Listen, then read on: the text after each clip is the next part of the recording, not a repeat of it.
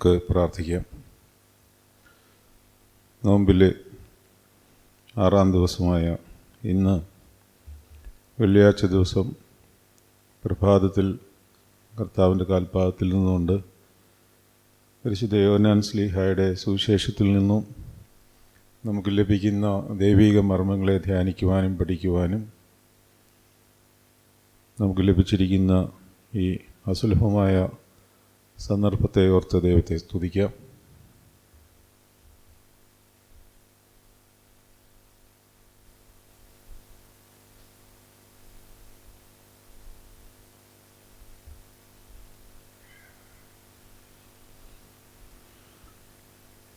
വളരെ ശ്രേഷ്ഠമായ ദൈവിക രഹസ്യങ്ങൾ നമുക്ക് ദിവസവും പകർന്നു തരുന്ന പരിശുദ്ധാത്മാവിൻ്റെ അദൃശ്യമായ സാന്നിധ്യത്തിനായിട്ട് നമുക്ക് ഇപ്പോൾ നന്ദി പറയാം.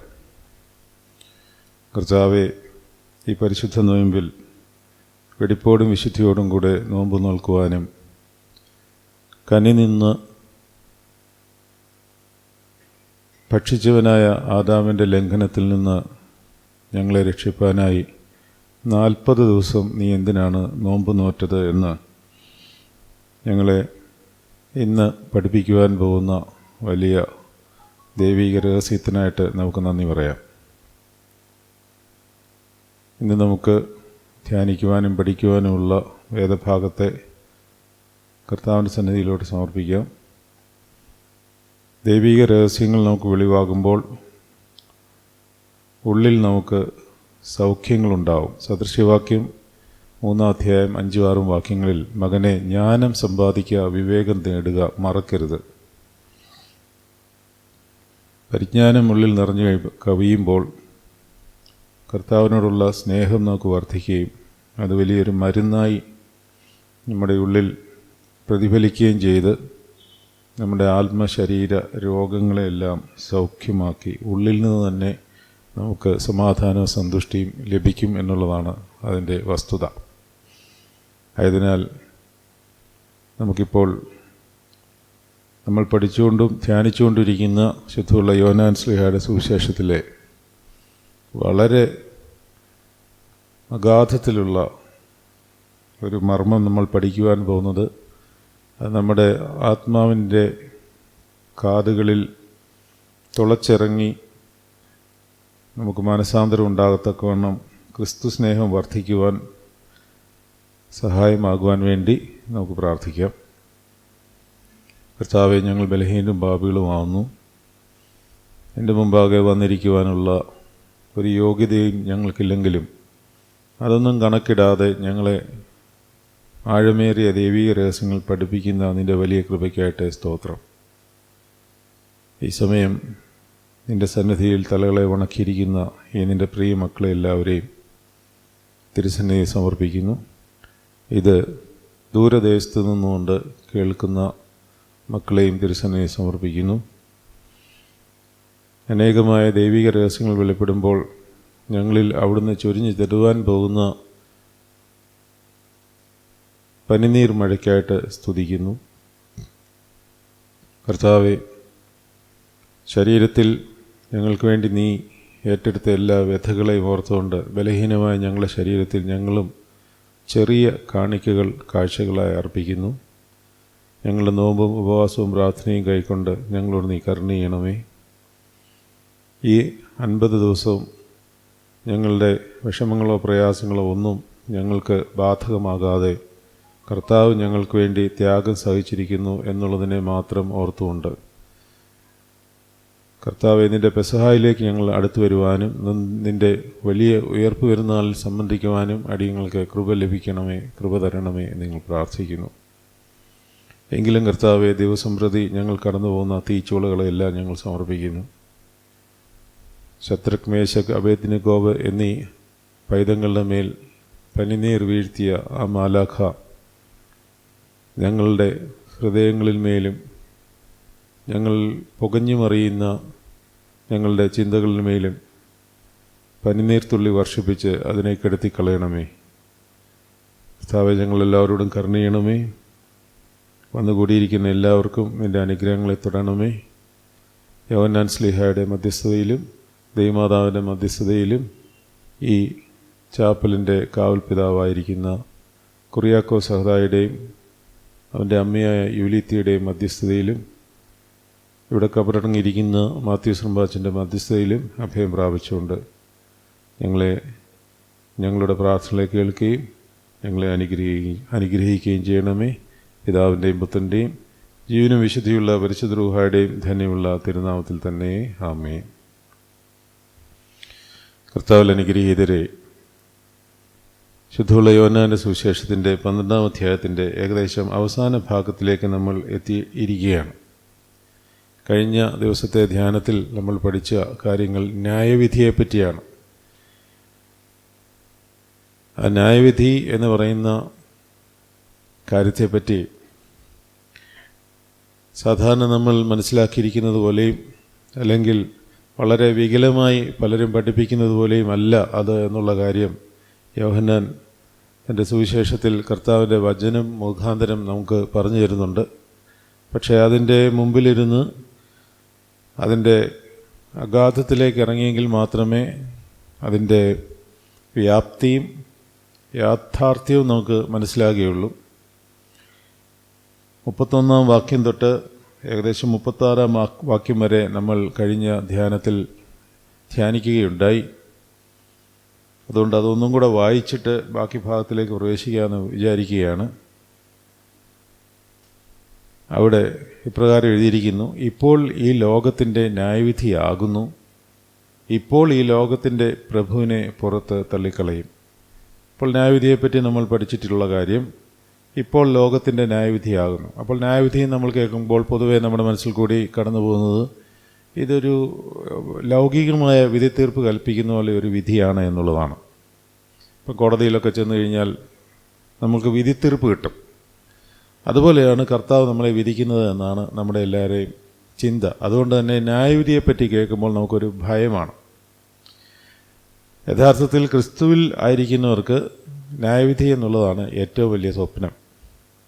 കാരണം കർത്താവിൻ്റെ സന്നിധിയിൽ ദൈവത്തിൽ അവനിൽ വിശ്വസിച്ച് പിതാവാൻ ദൈവത്തോട് ആകർഷിക്കപ്പെടുന്നതിന് ഉണ്ടായിരിക്കുന്ന ഒരു അവസ്ഥയുണ്ട്.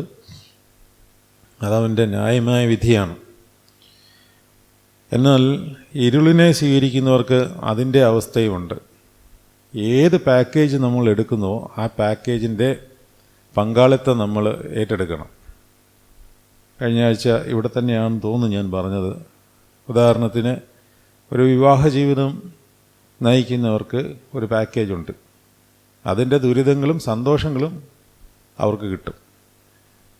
അല്ലെങ്കിൽ അത് സ്വാഭാവികമായി അവരിലേക്ക് വന്നു ചേരും. അതുപോലെ അവിവാഹിതർക്ക് അവരുടെ ജീവിത സാഹചര്യത്തിൽ ഒരു പാക്കേജുണ്ട്. അതിൻ്റെ ദുരിതങ്ങളും സന്തോഷങ്ങളും അവരും ഏറ്റെടുക്കണം. ദുരിതമാണെങ്കിലും സന്തോഷമാണെങ്കിലും ന്യായവിധി തീരുമാനിക്കുന്നത് കർത്താവാണ്. എന്ന് പറഞ്ഞാൽ നമ്മൾ ആ പാക്കേജിനോട് ദൈവികമായി എങ്ങനെയാണ് സഹകരിക്കുന്നത് എന്നനുസരിച്ച് നമ്മളിലേക്ക് വരുന്ന ഒരവസ്ഥാവിശേഷം നമ്മുടെ വിധിയാണ്. അത് ന്യായമായ വിധിയാണ്. ഇരുളിനെ സ്വീകരിക്കുന്നവർക്ക് ഇരുളിൻ്റെ കൂടെ അല്ലാതെ അവർക്ക് സഞ്ചരിക്കുവാൻ സാധിക്കുകയില്ല.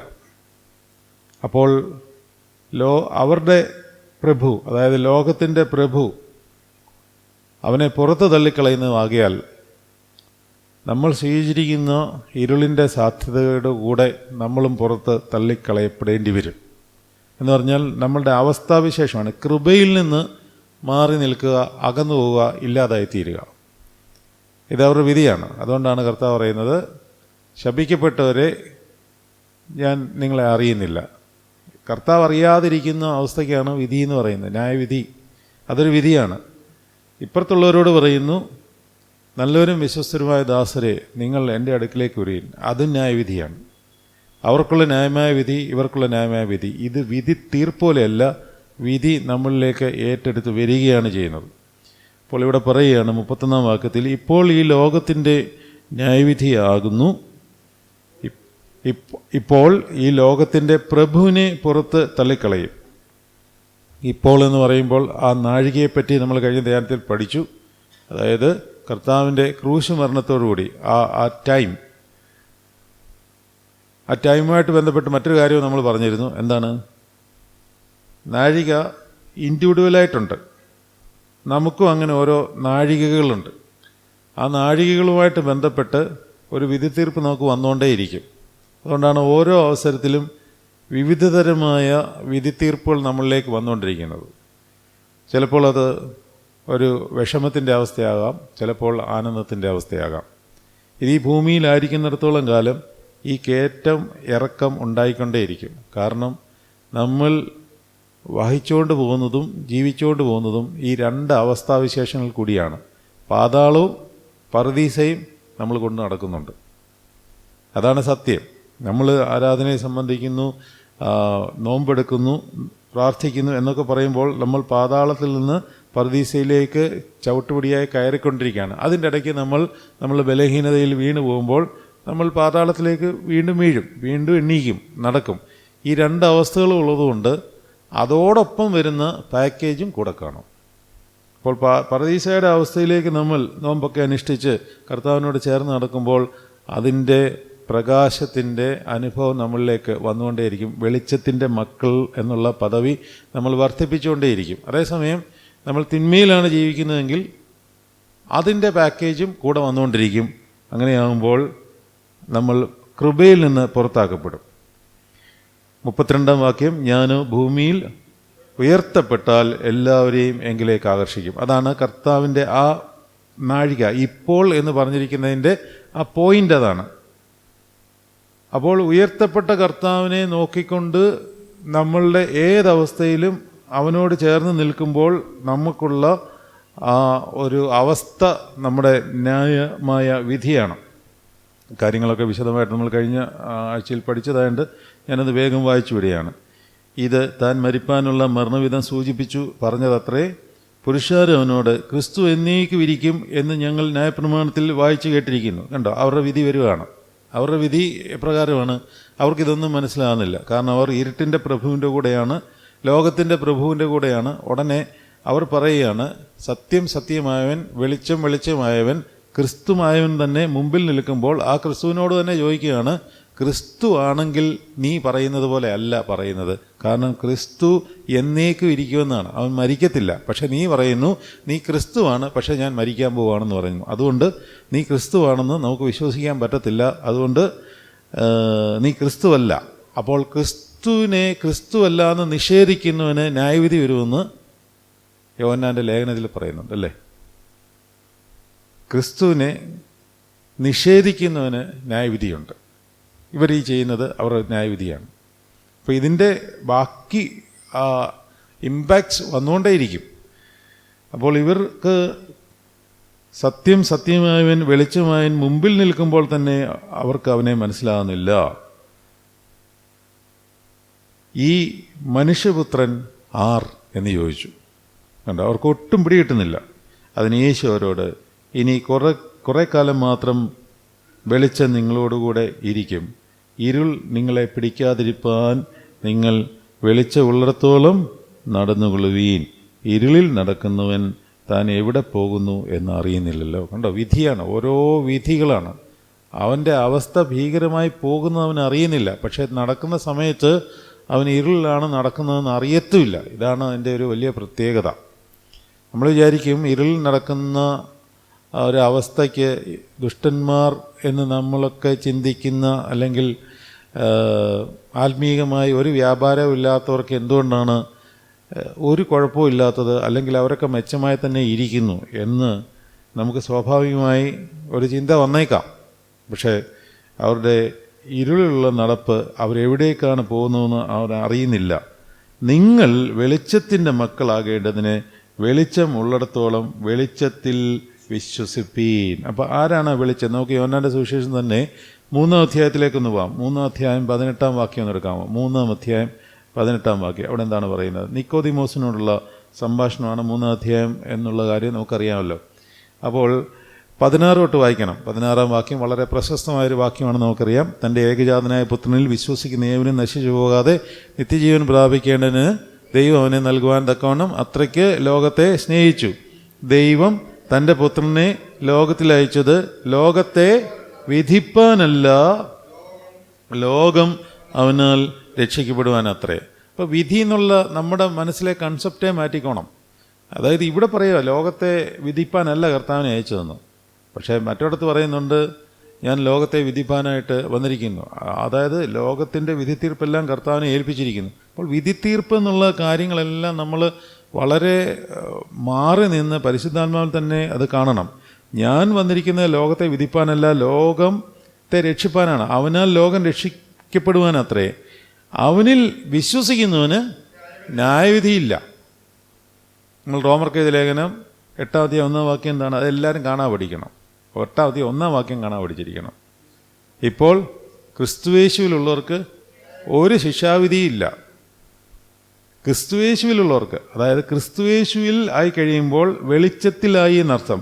വെളിച്ചത്തിൽ ആകുന്നവന് വെളിച്ചത്തിൻ്റെ മക്കളാണ്. അതാണ് 12-ാം അധ്യായം 36-ാം വാക്യത്തിൽ പറയുന്നു, നിങ്ങൾ വെളിച്ചത്തിൻ്റെ മക്കൾ ആകേണ്ടതിന് വെളിച്ചമുള്ളിടത്തോളം വെളിച്ചത്തിൽ വിശ്വസിപ്പീൻ.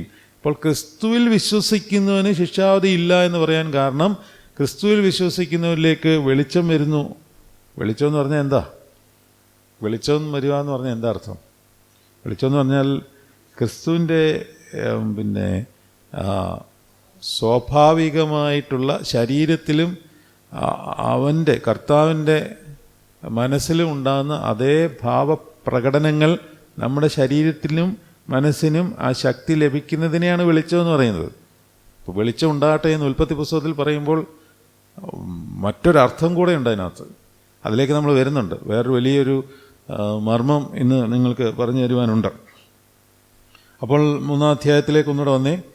3-ാം അധ്യായം 18-ാം വാക്യം, അവനിൽ വിശ്വസിക്കുന്നവന് ന്യായവിധിയില്ല, വിശ്വസിക്കാത്തവന് ദൈവത്തിൻ്റെ ഏകജാതനായ പുത്രൻ്റെ നാമത്തിൽ വിശ്വസിക്കാകിയാൽ ന്യായവിധി വന്നു കഴിഞ്ഞു.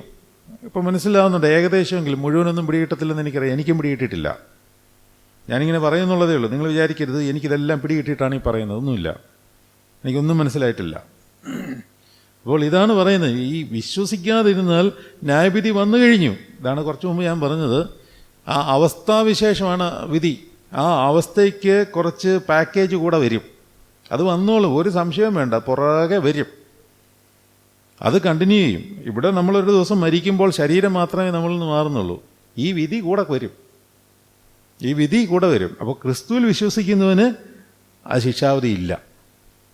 ദേഹം മാറിക്കഴിഞ്ഞാൽ ദേഹത്തിൽ നമ്മൾ ചെയ്തിട്ടുള്ള നന്മകളാകട്ടെ തിന്മകളാകട്ടെ നിങ്ങളെ പിന്തുടരും. പിന്നെ ദേഹമില്ല. പിന്നീട് നമ്മൾ ചെയ്തതിൻ്റെ ബാക്കി പത്രമേ അവശേഷിക്കുന്നുള്ളൂ. പിന്നെ ദേഹം കൊണ്ട് ചെയ്യുന്ന പാപങ്ങളില്ല. അപ്പോൾ ഈ ബാക്കി പത്രത്തെ പരിഹരിക്കാനാണ് ദേഹത്തിലുള്ള ജീവിച്ചിരിക്കുന്ന നമ്മളുടെ വാങ്ങിപ്പോയവർക്ക് വേണ്ടി പ്രാർത്ഥിക്കുകയും അപേക്ഷിക്കുകയൊക്കെ ചെയ്യുന്നത്. 3-ാം അധ്യായം 18-ാം വാക്യം ഒന്നുകൂടെ, അവനിൽ വിശ്വസിക്കുന്നവന് ന്യായവിധിയില്ല, വിശ്വസിക്കാത്തവന് ദൈവത്തിൻ്റെ ഏകജാതനായ പുത്രൻ്റെ നാമത്തിൽ വിശ്വസിക്കായകയാൽ ന്യായവിധി വന്നു കഴിഞ്ഞു. ഇനി ന്യായവിധി എന്താണെന്ന് പറയാണ്. ന്യായവിധി എന്നതോ വെളിച്ചം ലോകത്തിൽ വന്നിട്ടും മനുഷ്യരുടെ പ്രവൃത്തി ദോഷമുള്ളതാകിയാൽ അവർ വെളിച്ചത്തേക്കാൾ ഇരുളിനെ സ്നേഹിച്ചത് തന്നെ. അതാണ് വിധി, ന്യായവിധി. അല്ലാതെ ഇങ്ങോട്ട് മാറിയിക്കടാ അങ്ങോട്ട് മാറിയിക്കടാ, നീ എന്നൊക്കെ ചെയ്തു ലിസ്റ്റൊക്കെ എടുക്ക്, എന്നിട്ട് നിന്നെ കണ്ട് എരിയുന്ന തീച്ചൂളയിലോട്ട് ഇട്ടു. അപ്പം ദൈവത്തിൻ്റെ മക്കളെല്ലാം ഞാനടക്കം എല്ലാ ദിവസവും കർത്താവ് എരിഞ്ഞ് തീരുന്ന് കാണേണ്ടി വരും. ഇത് കണ്ടുകൊണ്ടിരിക്കാൻ ഒരു അപ്പന് പറ്റുമോ? പറ്റില്ല. അപ്പോൾ ആ കൺസെപ്റ്റേ മാറ്റണം. ന്യായവിധി എന്ന് പറഞ്ഞാൽ ഈ ചിലർ പഠിപ്പിക്കുന്ന പോലെ ശാപം, ഇങ്ങനെയൊക്കെയുള്ള ടീച്ചിങ്സ് ഉണ്ട്. ന്യായപ്രമാണത്തിനുള്ള ശാപത്തിൽ നിന്ന് ക്രിസ്തു നമ്മളെ സ്വതന്ത്രരാക്കി കഴിഞ്ഞു. പിന്നെ നമുക്ക് വരുന്ന ദുരിതങ്ങൾ എന്ന് പറയുന്നത് നമ്മൾ വരുത്തി വയ്ക്കുന്നതാണ്. അത് വെളിച്ചത്തിൽ നടക്കാത്തതുകൊണ്ട് നമ്മളിൽ വന്നു കയറുന്നതാണ്. കർത്താവ് ആരെയും ശിക്ഷിക്കുന്നില്ല, ശാസിക്കും. അപ്പൻ തൻ്റെ മകനെ ശാസിക്കുന്ന പോലെ എബ്രായലേഖനത്തിൽ പറയുന്നുണ്ട് അല്ലേ? അപ്പൻ തൻ്റെ മകനെ ശാസിക്കും. ബാലശിക്ഷ ലഭിക്കാത്ത ഏതെങ്കിലും മകനുണ്ടോ? അല്ലേ? ജഡപരമായ പിതാക്കന്മാർ തങ്ങളുടെ മക്കളെ ശാസിച്ചിരുന്നല്ലേ? എത്രാം വാക്യമാണ്? എബ്രായലേഖനം ഒന്ന് എടുക്കാമോ? 12-ാം അധ്യായം എടുക്കുക. എബ്രായലേഖനം.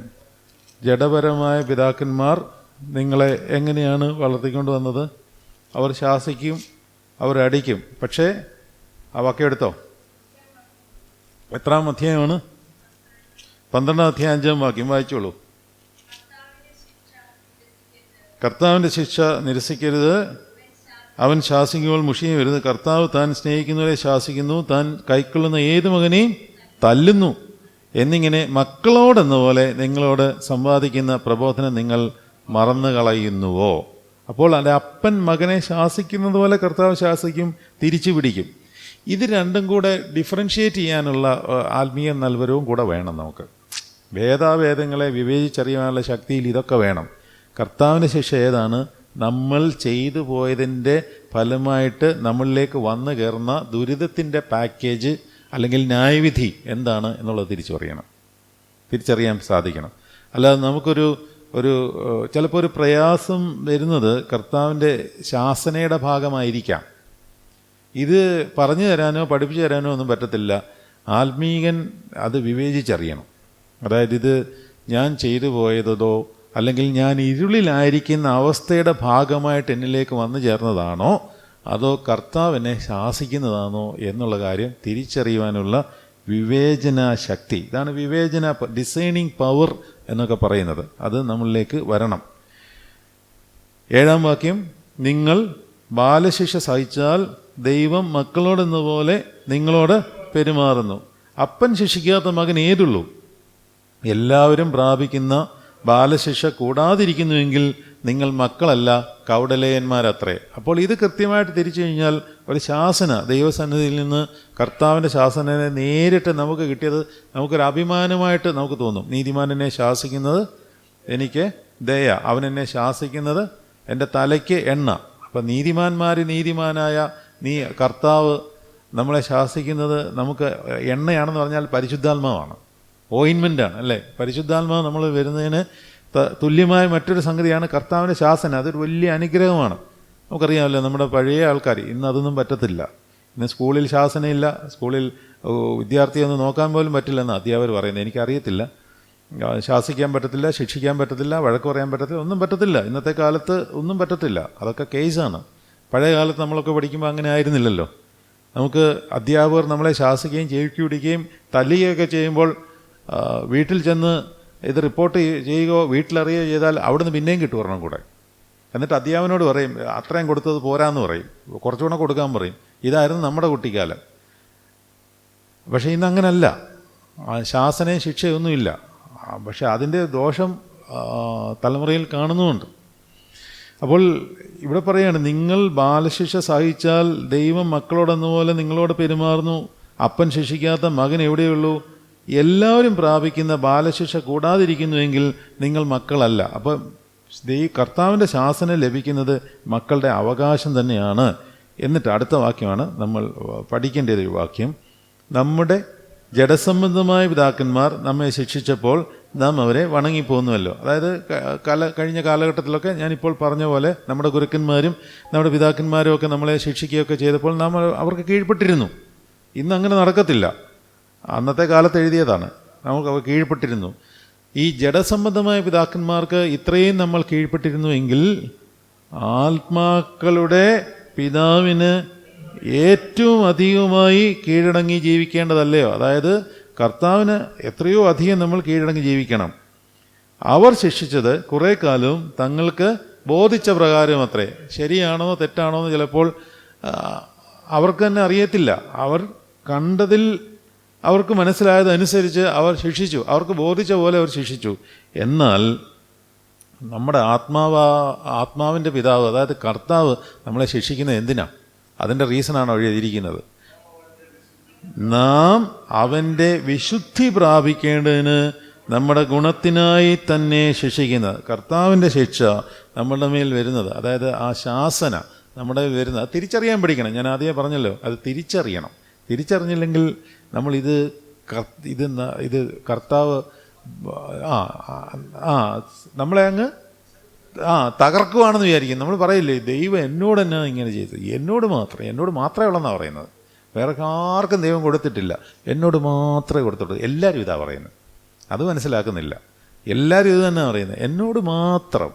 അങ്ങനെ പറയാനാണ് എല്ലാവർക്കും ഇത് തന്നെ പറഞ്ഞുകൊണ്ടിരിക്കാനേ നേരമുള്ളൂ. അപ്പോൾ ഇവിടെ പറയുകയാണ്, അവൻ എന്തിനാണ് അങ്ങനെ ചെയ്യുന്നത്? നാം അവൻ്റെ വിശുദ്ധി പ്രാപിക്കേണ്ടതിന് നമ്മുടെ ഗുണത്തിനായി തന്നെ ശിക്ഷിക്കുന്നത്. ഇത് ജഡാവസ്ഥയിലിരിക്കുമ്പോൾ തന്നെ നമുക്ക് ഉൾക്കൊള്ളുവാൻ സാധിക്കുന്നുവെങ്കിൽ നമ്മൾ എത്രയോ ഭാഗ്യവാന്മാരാണ്. ഇത് നമ്മൾ അറിയണം. ഇത് കർത്താവ് നമ്മളെ ശിക്ഷിക്കുന്നത്, നമ്മൾ ഓരോ ശിക്ഷണത്തിലും, നമ്മൾ കടന്നു പോകുന്ന ഓരോ പ്രതിസന്ധിയിലും, ഭാരങ്ങളിലും, നൊമ്പരങ്ങളിലും, പ്രയാസങ്ങളിലും എല്ലാം വിശുദ്ധി വന്നുകൊണ്ടേയിരിക്കുകയാണ്. നമ്മൾ അറിയുന്നില്ലത്. ഇത് മനസ്സിലാക്കാതെ ഇരുളിനെ സ്നേഹിക്കാൻ പോയാലാണ് കർത്താവ് കൃപയിൽ നിന്ന് നമ്മൾ തന്നെ ഇറങ്ങിപ്പോകുന്നത്. കർത്താവ് മാറ്റിക്കളയുന്നതല്ലത്, നമ്മൾ ഇറങ്ങിപ്പോകുന്നതാണ്. ഇറങ്ങിപ്പോകുമ്പോൾ അവിടെ നിൽക്കുന്ന ഇരുട്ടിൻ്റെ പ്രഭുവിൻ്റെ കൂടെ നമ്മളായിപ്പോവും. പിന്നെ ആ പാക്കേജ് നമ്മളിലേക്ക് കൂടുതലായിട്ട് വരും. ദുരിതത്തിൽ നിന്ന്, ശിക്ഷയിൽ നിന്ന് ദുരിതത്തിലേക്കായി പോകും. കർത്താവ് ദുരിതത്തിൽ കൊണ്ടിടത്തില്ല, ശിക്ഷ നൽകും, അല്ലെങ്കിൽ ശാസന നൽകും. അത് തിരിച്ചറിയാനുള്ള വിവേകം അതെങ്ങനെയാണെന്ന് എനിക്ക് പറഞ്ഞു തരാൻ അറിയത്തില്ല. അത് ഓരോ ആത്മീയ ജീവിതത്തിൽ നമ്മളത് തിരിച്ചറിയുക എന്നുള്ളത് ഉള്ളൂ. ഏത് ശിക്ഷയും തൽക്കാലം സന്തോഷകരമല്ല, ദുഃഖകരം അത്രേ. അതാണ് കർത്താവിൻ്റെ ശിക്ഷ ആകുമ്പോഴും നമ്മൾ പറയും എനിക്ക് ഈ ദുരിതം വന്നല്ലോ എന്ന് പറയും. ഇത് ദുരിതമല്ല, അതൊക്കെ താൽക്കാലികമാണ്, കുറച്ച് നാളത്തേക്കേ ഉള്ളൂ. ഏത് ശിക്ഷയും തൽക്കാലം സന്തോഷമല്ല, ദുഃഖകരമത്രേ എന്ന് തോന്നും. പിന്നത്തേതിലോ അതിനാൽ അഭ്യാസം എന്നവർക്ക് നീതി എന്ന സമാധാന ഫലം കൊയ്യും. കാരണം ശിക്ഷിക്കുന്നത് അല്ലെങ്കിൽ നമ്മളെ വിശുദ്ധിയിലേക്ക് വഴി നടത്തുവാൻ വേണ്ടി നമ്മളെ വലിക്കുന്നത് നീതിമാനാണ്. ആ നീതിമാൻ, നീതി എന്നുള്ള വാക്ക് നമ്മൾ പഠിച്ചു കഴിഞ്ഞാണ്. നീതിയും വിശുദ്ധിയുമായിട്ട് ബന്ധമുണ്ട്, അല്ലേ? നീതി വിശുദ്ധിയുമായിട്ട് ബന്ധമുണ്ട്. നീതിമാൻ എന്ന് പറഞ്ഞാൽ വിശുദ്ധൻ എന്നാണ് അർത്ഥം. നീതിമാൻ പന പോലെ തളർത്തിടുമേ എന്ന് നമ്മൾ പാടുന്നത് വിശുദ്ധന്മാരുടെ ഓർമ്മയ്ക്കാണ്. വിശുദ്ധ കുർബാനയിൽ മധ്യസ്ഥ പ്രാർത്ഥന 4 ക്രമങ്ങൾ ഉണ്ട്. വിശുദ്ധ കുർബാന എലവേറ്റ് ചെയ്തതിന് ശേഷം ആദ്യം ആരോടുള്ള മധ്യസ്ഥതയാണ്? ദൈവമാതാവിനുള്ള മധ്യസ്ഥതയ്ക്കാണ്. നിന്നാൾ സ്തുതിയോട് രാജമകൾ നിൻ വലമായി രാജഭാമിനിയും 45 സങ്കീർത്തനത്തിലെ വാക്യം എടുത്ത് വെച്ച് നമ്മൾ പാടുകയാണ്. അടുത്തത് സാദീക്കോ, അല്ലെങ്കിൽ വിശുദ്ധന്മാരായ പരിശുദ്ധന്മാരും സഹോദരന്മാരോടുള്ള ഓർമ്മ മധ്യസ്ഥത നമ്മൾ കൊണ്ടാടുമ്പോൾ നമ്മൾ പാടുന്ന ഗീതം നീതിമാൻ പന പോലെ തളർത്തിടമേ. നീതിമാൻ, നീതിയായവനായവൻ, നീതീകരിക്കുന്നവനാണ് നീതിമാൻ. അതായത് പരിശുദ്ധി ആരാകുന്നുവോ ആ പരിശുദ്ധൻ ആകുന്ന കർത്താവ് വിശുദ്ധി കൊടുത്ത് അലങ്കരിക്കുന്നവനാണ് നീതിമാൻ.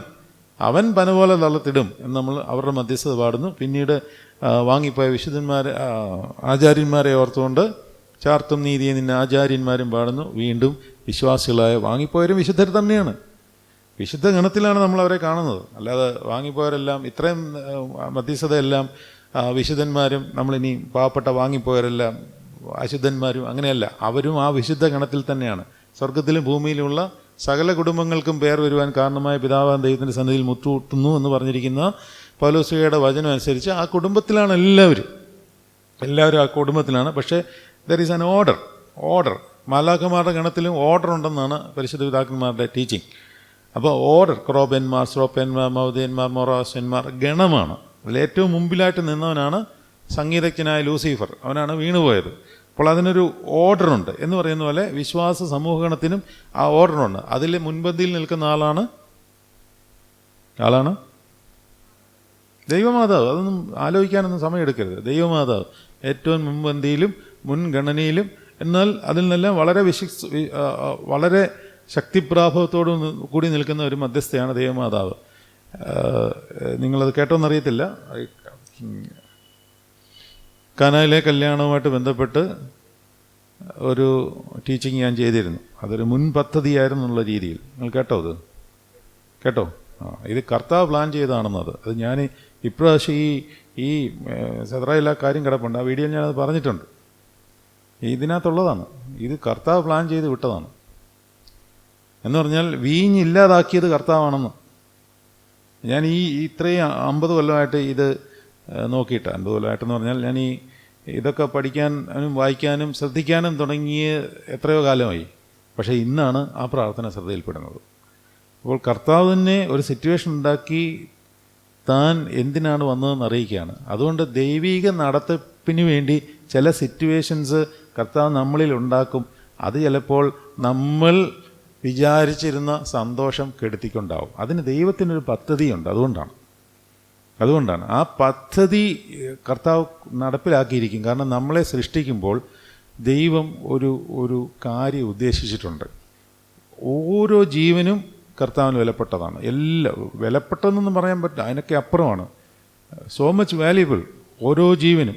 അതുകൊണ്ട് നമ്മളുടെ ജീവിതത്തിൽ സംഭവിച്ചിരിക്കുന്ന എല്ലാ കാര്യങ്ങളും, അത് ചെറുതാട്ടെ വലുതാട്ടെ, അതിന് ക്രിസ്തുയേശുവിലായിരിക്കുന്നതിന് കർത്താവിന് അതിനകത്ത് കൃത്യമായ പദ്ധതി ഉണ്ടാവും. ഇനിയും നമ്മൾ പോലും അറിയാതെ നമ്മൾക്ക് ഉവയിൽ നകന്നു പോയിട്ടുണ്ടെങ്കിൽ തിരിച്ചു പിടിക്കാനുള്ള പദ്ധതിയുടെ ഭാഗമായിട്ട് ചിലപ്പോൾ വേദനകളോ പ്രയാസങ്ങളോ ഒക്കെ തന്നിരിക്കും, ശിക്ഷകളും തന്നിരിക്കും.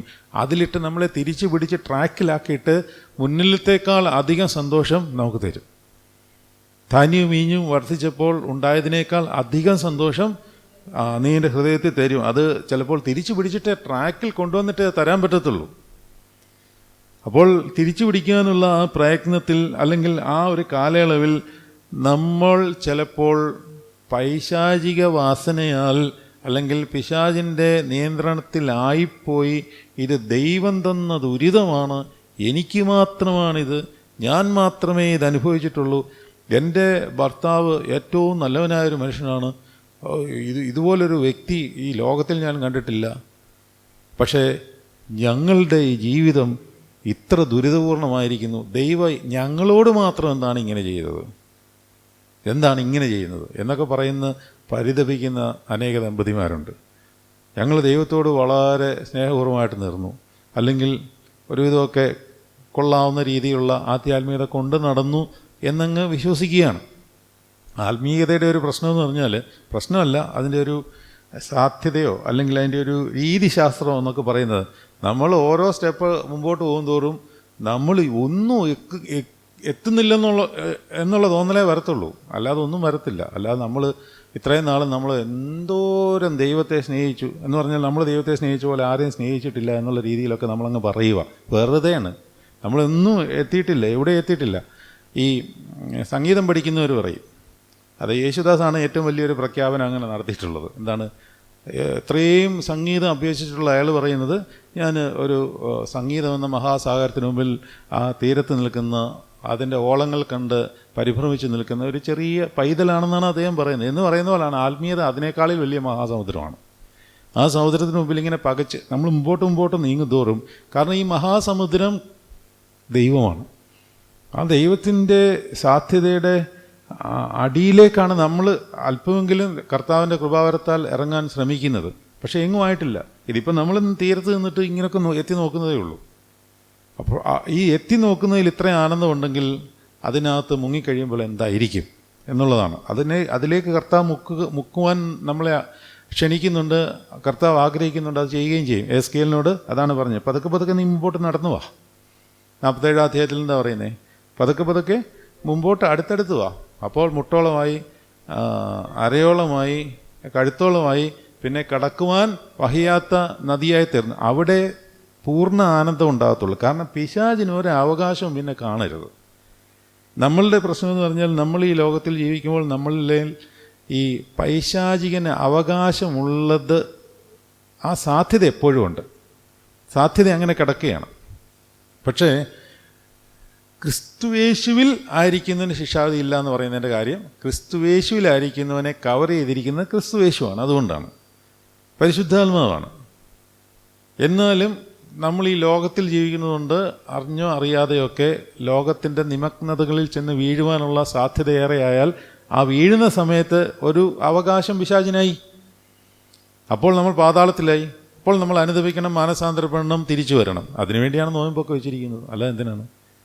നമ്മളുടെ അനുതാപത്തിനും മാനസാന്തരത്തിനും വിശുദ്ധീകരണത്തിനും മാത്രമാണ് നോമ്പനുഷ്ഠാനം. അല്ലാതെ ഒരു കാര്യസാധ്യവും നേടിയെടുക്കാനല്ല.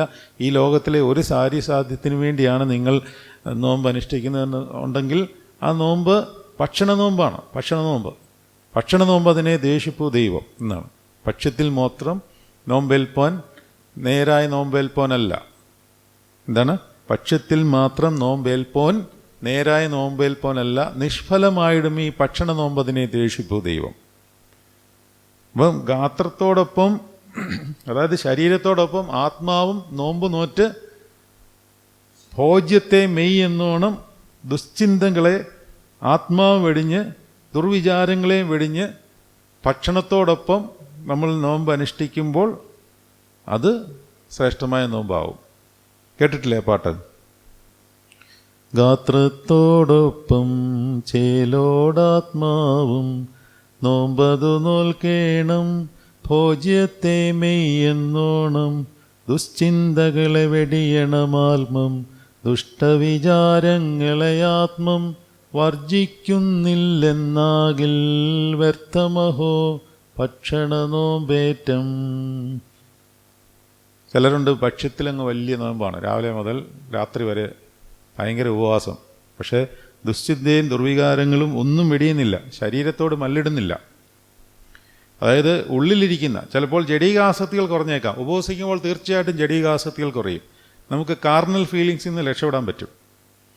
പക്ഷേ അയൽവക്കക്കാരനോടുള്ള ബുദ്ധിമുട്ട് മാറത്തില്ല. അത് മാറിയില്ലേ പിന്നെ ഭക്ഷണ കാര്യം എന്താണ്? അതാണ് പറയുന്നത്. ജഡീക ആസക്തികൾ തീർച്ചയായിട്ടും കുറയും, ഒരു സംശയം വേണ്ട. നിങ്ങൾ ഉപവസിച്ചാൽ നിങ്ങളെ അലട്ടുന്ന കാർണൽ ഫീലിങ്സിൽ നിന്ന് നിങ്ങൾക്ക് രക്ഷപ്പെടാം. അതിന് കർത്താവ് സഹായിക്കുകയും കൂടെ ചെയ്താൽ ഉറപ്പായിട്ടും പെർമനൻ്റായിട്ട് ഇതിൽ നിന്ന് റിക്കവറി ഉണ്ട്. ഒരുപാട് പേര് ഇതുമായിട്ട് ബന്ധപ്പെട്ട് സഫർ ചെയ്യുന്നുണ്ട്. ഉപവാസമാണ് ഏറ്റവും നല്ല ആയുധം. അപ്പോൾ കാർണൽ ഫീലിങ്സിൽ നിന്ന് രക്ഷപ്പെടാം. പക്ഷേ അനിയനോടുള്ള വിരോധത്തിൽ നിന്ന് എങ്ങനെ രക്ഷപ്പെടും? അയൽവക്കക്കാരനോടുള്ള ദേഷ്യത്തിൽ നിന്നും പകയിൽ നിന്നും എങ്ങനെ രക്ഷപ്പെടും? അതിന് ആത്മാവും നോമ്പ് നോൽക്കണമെന്ന്. ഗാത്രത്തോടൊപ്പം ചേലോടാത്മാവും നോമ്പത് നോൽക്കണം. അപ്പം ശരീരത്തിൽ നോമ്പെടുക്കുമ്പോൾ നമ്മൾ ശരീരത്തിൻ്റെ ആസക്തികളെ ജയിക്കും. അയൽവക്കാരനുള്ള ദേഷ്യം പോകത്തില്ല, അതങ്ങനെ തന്നെ നിൽക്കുക. അപ്പോൾ ആത്മാവും നോമ്പ് നോൽക്കണമെന്ന് പറഞ്ഞാൽ ആത്മാവിൽ ക്രിസ്തു വന്നിറഞ്ഞ് ക്രിസ്തുവിൻ്റെ നീതി നമ്മുടെ ആത്മാവിലേക്ക് ഇറങ്ങുകയും തൽഫലമായി നമ്മൾക്ക് ദൈവരാജ്യത്തിൻ്റെ നീതി നമ്മുടെ ഈ ആത്മാവിൽ കൂടി നിർവഹിക്കാനുള്ള ശക്തി ലഭിക്കുകയും ചെയ്യുമ്പോഴാണ് നോമ്പ് പൂർണ്ണമാകുന്നത്. അങ്ങനെ നിങ്ങൾ നോമ്പ് അനുഷ്ഠിച്ച് കഷ്ടാനുഭവത്തിലേക്ക് പ്രവേശിച്ചാൽ കർത്താവിൻ്റെ കഷ്ടാനുഭവത്തോടും പെസഹായിലും പങ്കാളികളായി ഉയർപ്പിൻ്റെ നിന്ന് പുതിയൊരു സൃഷ്ടിയായിട്ട് ഇറങ്ങാം. പിന്നീട് നമ്മൾ മുമ്പോട്ട് പോകുമ്പോൾ അങ്ങനെ ചെയ്യുന്നവർക്ക് മാത്രമേ അവിടെ നിന്ന് മുമ്പോട്ട് കൃത്യമായിട്ട് യാത്ര ചെയ്യാൻ പറ്റത്തുള്ളൂ. അല്ലെങ്കിൽ തിരിച്ച് വീണ്ടും പഴയ സ്റ്റേജിലേക്ക് വരും, ഏണിയും പാമ്പും കളിക്കുന്ന പോലെ ഇരിക്കും. ഇങ്ങനെ ജീവിതം മുഴുവൻ ഏണിയും പാമ്പും കളിച്ചുകൊണ്ടിരിക്കുകയാണ് നമ്മളെല്ലാവരും. 1 ഡയസ് ഇട്ടു, 6 വീണു, 6 ചെന്നപ്പോൾ എന്താണ്ട് കിടക്കുന്നു, നേരെ 12 അല്ല അങ്ങ് ഈ 30 കയറി. കൊള്ളാം. ആദ്യത്തെ 6-ാം ദിവസം 50 നോയമ്പ് വന്നു, നല്ലപോലെ നോറ്റു. അങ്ങ് ഈസ്റ്ററിൻ്റെ അന്ന് 30 കയറി. അടുത്തത് ഇട്ട് 1 32 നേരെ കയറ്റി 1 പോന്നു. പിന്നെ പഴയതിലായി. ഇങ്ങനെ കിടന്ന് കറങ്ങിക്കൊണ്ടിരിക്കുക. നമുക്ക് ഇതല്ല, ഈ ഏണിയും പാമ്പും കളിയല്ല. അതുകൊണ്ട് തന്നെയാണ് ഏണിയും പാമ്പും തന്നെ ഇട്ടേക്കുന്നത്. ഈ പാമ്പിൻ്റെ വായിലോട്ടാണ് പിന്നെയും ചെന്ന് കയറുന്നത്. ഈസ്റ്ററിൻ്റെ അന്ന് തന്നെ നമ്മൾ പാമ്പിൻ്റെ വായിൽ ചെന്ന് വീഴും. ഇത്രയും നാൾ 50 ദിവസം നോമ്പൊക്കെ അനുഷ്ഠിച്ച് നോമ്പ് നോറ്റ് വ്രതമൊക്കെ എടുത്ത് ആത്മാവും നോമ്പും എല്ലാം വളരെ കൃത്യമായിട്ടൊക്കെ അനുഷ്ഠിക്കാനൊക്കെ ശ്രമിച്ച് ഈസ്റ്ററിൻ്റെ അന്നുമായിട്ട് തന്നെ കാരണം ആത്മാവ് നോറ്റില്ല. അതുകൊണ്ടാണ്. ശരീരമൊക്കെ നോറ്റു, ഭയങ്കര ഉപവാസവും ഭയങ്കര പ്രാർത്ഥനയും യാമപ്രാർത്ഥനയും ഒക്കെ എടുത്ത് വെളുപ്പിനെയൊക്കെ എണ്ണീച്ചിരുന്ന് പ്രാർത്ഥിച്ചു. പക്ഷേ അയൽവക്കക്കാരനെ കാണുമ്പോൾ എന്താണെന്നറിയത്തില്ല, അങ്ങോട്ട് കയറി വരികയാണ്. അവയവങ്ങളിൽ മറിഞ്ഞിരിക്കുന്ന പാപമൊക്കെ അങ്ങനെ തന്നെ കിടപ്പുണ്ട്. അപ്പം ഇത് കുറച്ചുകൊണ്ട് വരുവാൻ ആത്മാവ് നോമ്പെടുക്കേണ്ടിയിരിക്കുന്നു. ഗാത്രത്തോടൊപ്പം ചേലോടാത്മാവും നോമ്പത് നോൽക്കണം. ഭോജ്യത്തെ മെയ്യെന്നോണം ദുശ്ചിന്തകളെ വെടിയണം ആത്മം. ദുഷ്ടവിചാരങ്ങളെ ആത്മം വർജിക്കുന്നില്ലെന്നാകിൽ വ്യർത്ഥമഹോ ഭക്ഷണ നോമ്പേറ്റ. അപ്പോൾ ഭക്ഷ്യത്തിൽ നോമ്പൊക്കെ നോറ്റ് നല്ല ഇതൊക്കെ ആയി ശരീരത്തിൻ്റെ വിശുദ്ധിയൊക്കെ പ്രാപിച്ചു, പക്ഷേ ആത്മാവ് ഇപ്പോഴും കറ പിടിച്ചിരിക്കുകയാണെങ്കിൽ ആ ഭക്ഷണ നോമ്പും കൂടെ വ്യർത്ഥമായി പോകുന്നത് പിതാക്കന്മാർ പഠിപ്പിക്കുകയാണ്. നമ്മൾ പറഞ്ഞുകൊണ്ട് വന്നത് കർത്താവിൻ്റെ ശിക്ഷയുമായിട്ട് ബന്ധപ്പെട്ട കാര്യമാണ്. ഏത് ശിക്ഷയും തൽക്കാലം സന്തോഷമല്ല ദുഃഖകരമത്രയും തോന്നും, പിന്നത്തേതിലോ അതിനാൽ അഭ്യാസം എന്നവർക്ക് നീതി എന്ന സമാധാന ഫലം കൊയ്യും. ആകയാൽ തളർന്ന കൈയും കുഴഞ്ഞ മുഴങ്കാലും നിവർത്തുവീൻ, മുടന്തുള്ളത് ഉളുക്കിപ്പോകാതെ ഭേദമാകേണ്ടതിന് നിങ്ങളുടെ കാലിന് പാത നിരത്തുവീൻ. അപ്പോൾ തിരിച്ചു വരാം, യോഹന്നാൻ സുവിശേഷത്തിലേക്ക് തന്നെ വരികയാണ്. 3-ാം അധ്യായവും ഈ 12-ാം അധ്യായത്തിൻ്റെ അവസാനത്തെ ഭാഗം തമ്മിൽ റിലേറ്റഡാണ്. ഈ 12-ാം അധ്യായത്തിൻ്റെ അവസാനത്തെ ഭാഗത്തിലേക്കാണ് നമ്മൾ പ്രവേശിക്കുന്നത്. അവിടെ നിങ്ങൾ ഇനിയും വായിക്കേണ്ടത് 35-ാം വാക്യമാണ്. അതിന് യേശു അവരോട്, 12-ാം അധ്യായം 35-ാം വാക്യം, അതിന് യേശു അവരോട്, ഇനി കുറെ കാലം മാത്രം വെളിച്ചം നിങ്ങളോടുകൂടെ ഇരിക്കും, ഇരുൾ നിങ്ങളെ പിടിക്കാതിരിപ്പാൻ നിങ്ങൾ വെളിച്ചമുള്ളിടത്തോളം നടന്നുകൊള്ളുവീൻ. കാരണം വെളിച്ചമുണ്ടെങ്കിലും ഇരുൾ നിങ്ങളെ പിടിക്കും. ഇതിനെപ്പറ്റി വലിയ ഡീറ്റെയിൽഡായിട്ട് കുറച്ച് കാര്യങ്ങൾ എനിക്ക് പറയുവാനുണ്ട്. പക്ഷേ മിക്കവാറും അടുത്ത ആഴ്ചത്തേക്ക് മാറ്റി വയ്ക്കേണ്ടി വരുമായിരിക്കും, സമയമില്ല. ഇന്ന് 12 മണിക്ക് നമുക്ക് നമസ്കാരം കൂടെ നടത്തേണ്ടതുള്ളതുകൊണ്ട് സമയം എന്തായി, 11:31. നമുക്ക് നോക്കാം, ശ്രമിക്കാം. അതായത് വെളിച്ചം ഉള്ളിടത്തോളം വെളിച്ചത്തിൽ നടപ്പീൻ. അപ്പോൾ അതിൻ്റെ അർത്ഥം എന്താ? വെളിച്ചം ഉള്ളപ്പോൾ തന്നെ ഇരുൾ നമ്മളെ പിടികൂടാം. ക്രിസ്തുവിലായിരിക്കുന്ന അവസ്ഥയിലുള്ളവനാണ്, അവനെയാണ് പിശാച് ഏറ്റവും കൂടുതൽ അറ്റാക്ക് ചെയ്യാനുള്ള സാധ്യത. പറുദീസയിലാണ് പിശാച് കയറിയത്, പാമ്പ് കയറിയത്, വേറെ എങ്ങുമല്ല. അപ്പോൾ അങ്ങനെ സാധ്യത അവിടെ കിടക്കുന്നു. ഇരുളിൽ നടക്കുന്നവൻ താൻ എവിടെ പോകുന്നുവെന്ന് അറിയുന്നില്ലല്ലോ. 36-ാം വാക്യം, നിങ്ങൾ വെളിച്ചത്തിൻ്റെ മക്കൾ ആകേണ്ടതിന് വെളിച്ചമുള്ളിടത്തോളം വെളിച്ചത്തിൽ വിശ്വസിപ്പീൻ എന്ന് പറഞ്ഞാൽ എന്താ അർത്ഥം? വെളിച്ചത്തിൽ വിശ്വസിപ്പീൻ എന്ന് പറഞ്ഞാൽ നിങ്ങൾ എന്താണ് മനസ്സിലാക്കിയിരിക്കുന്നത്?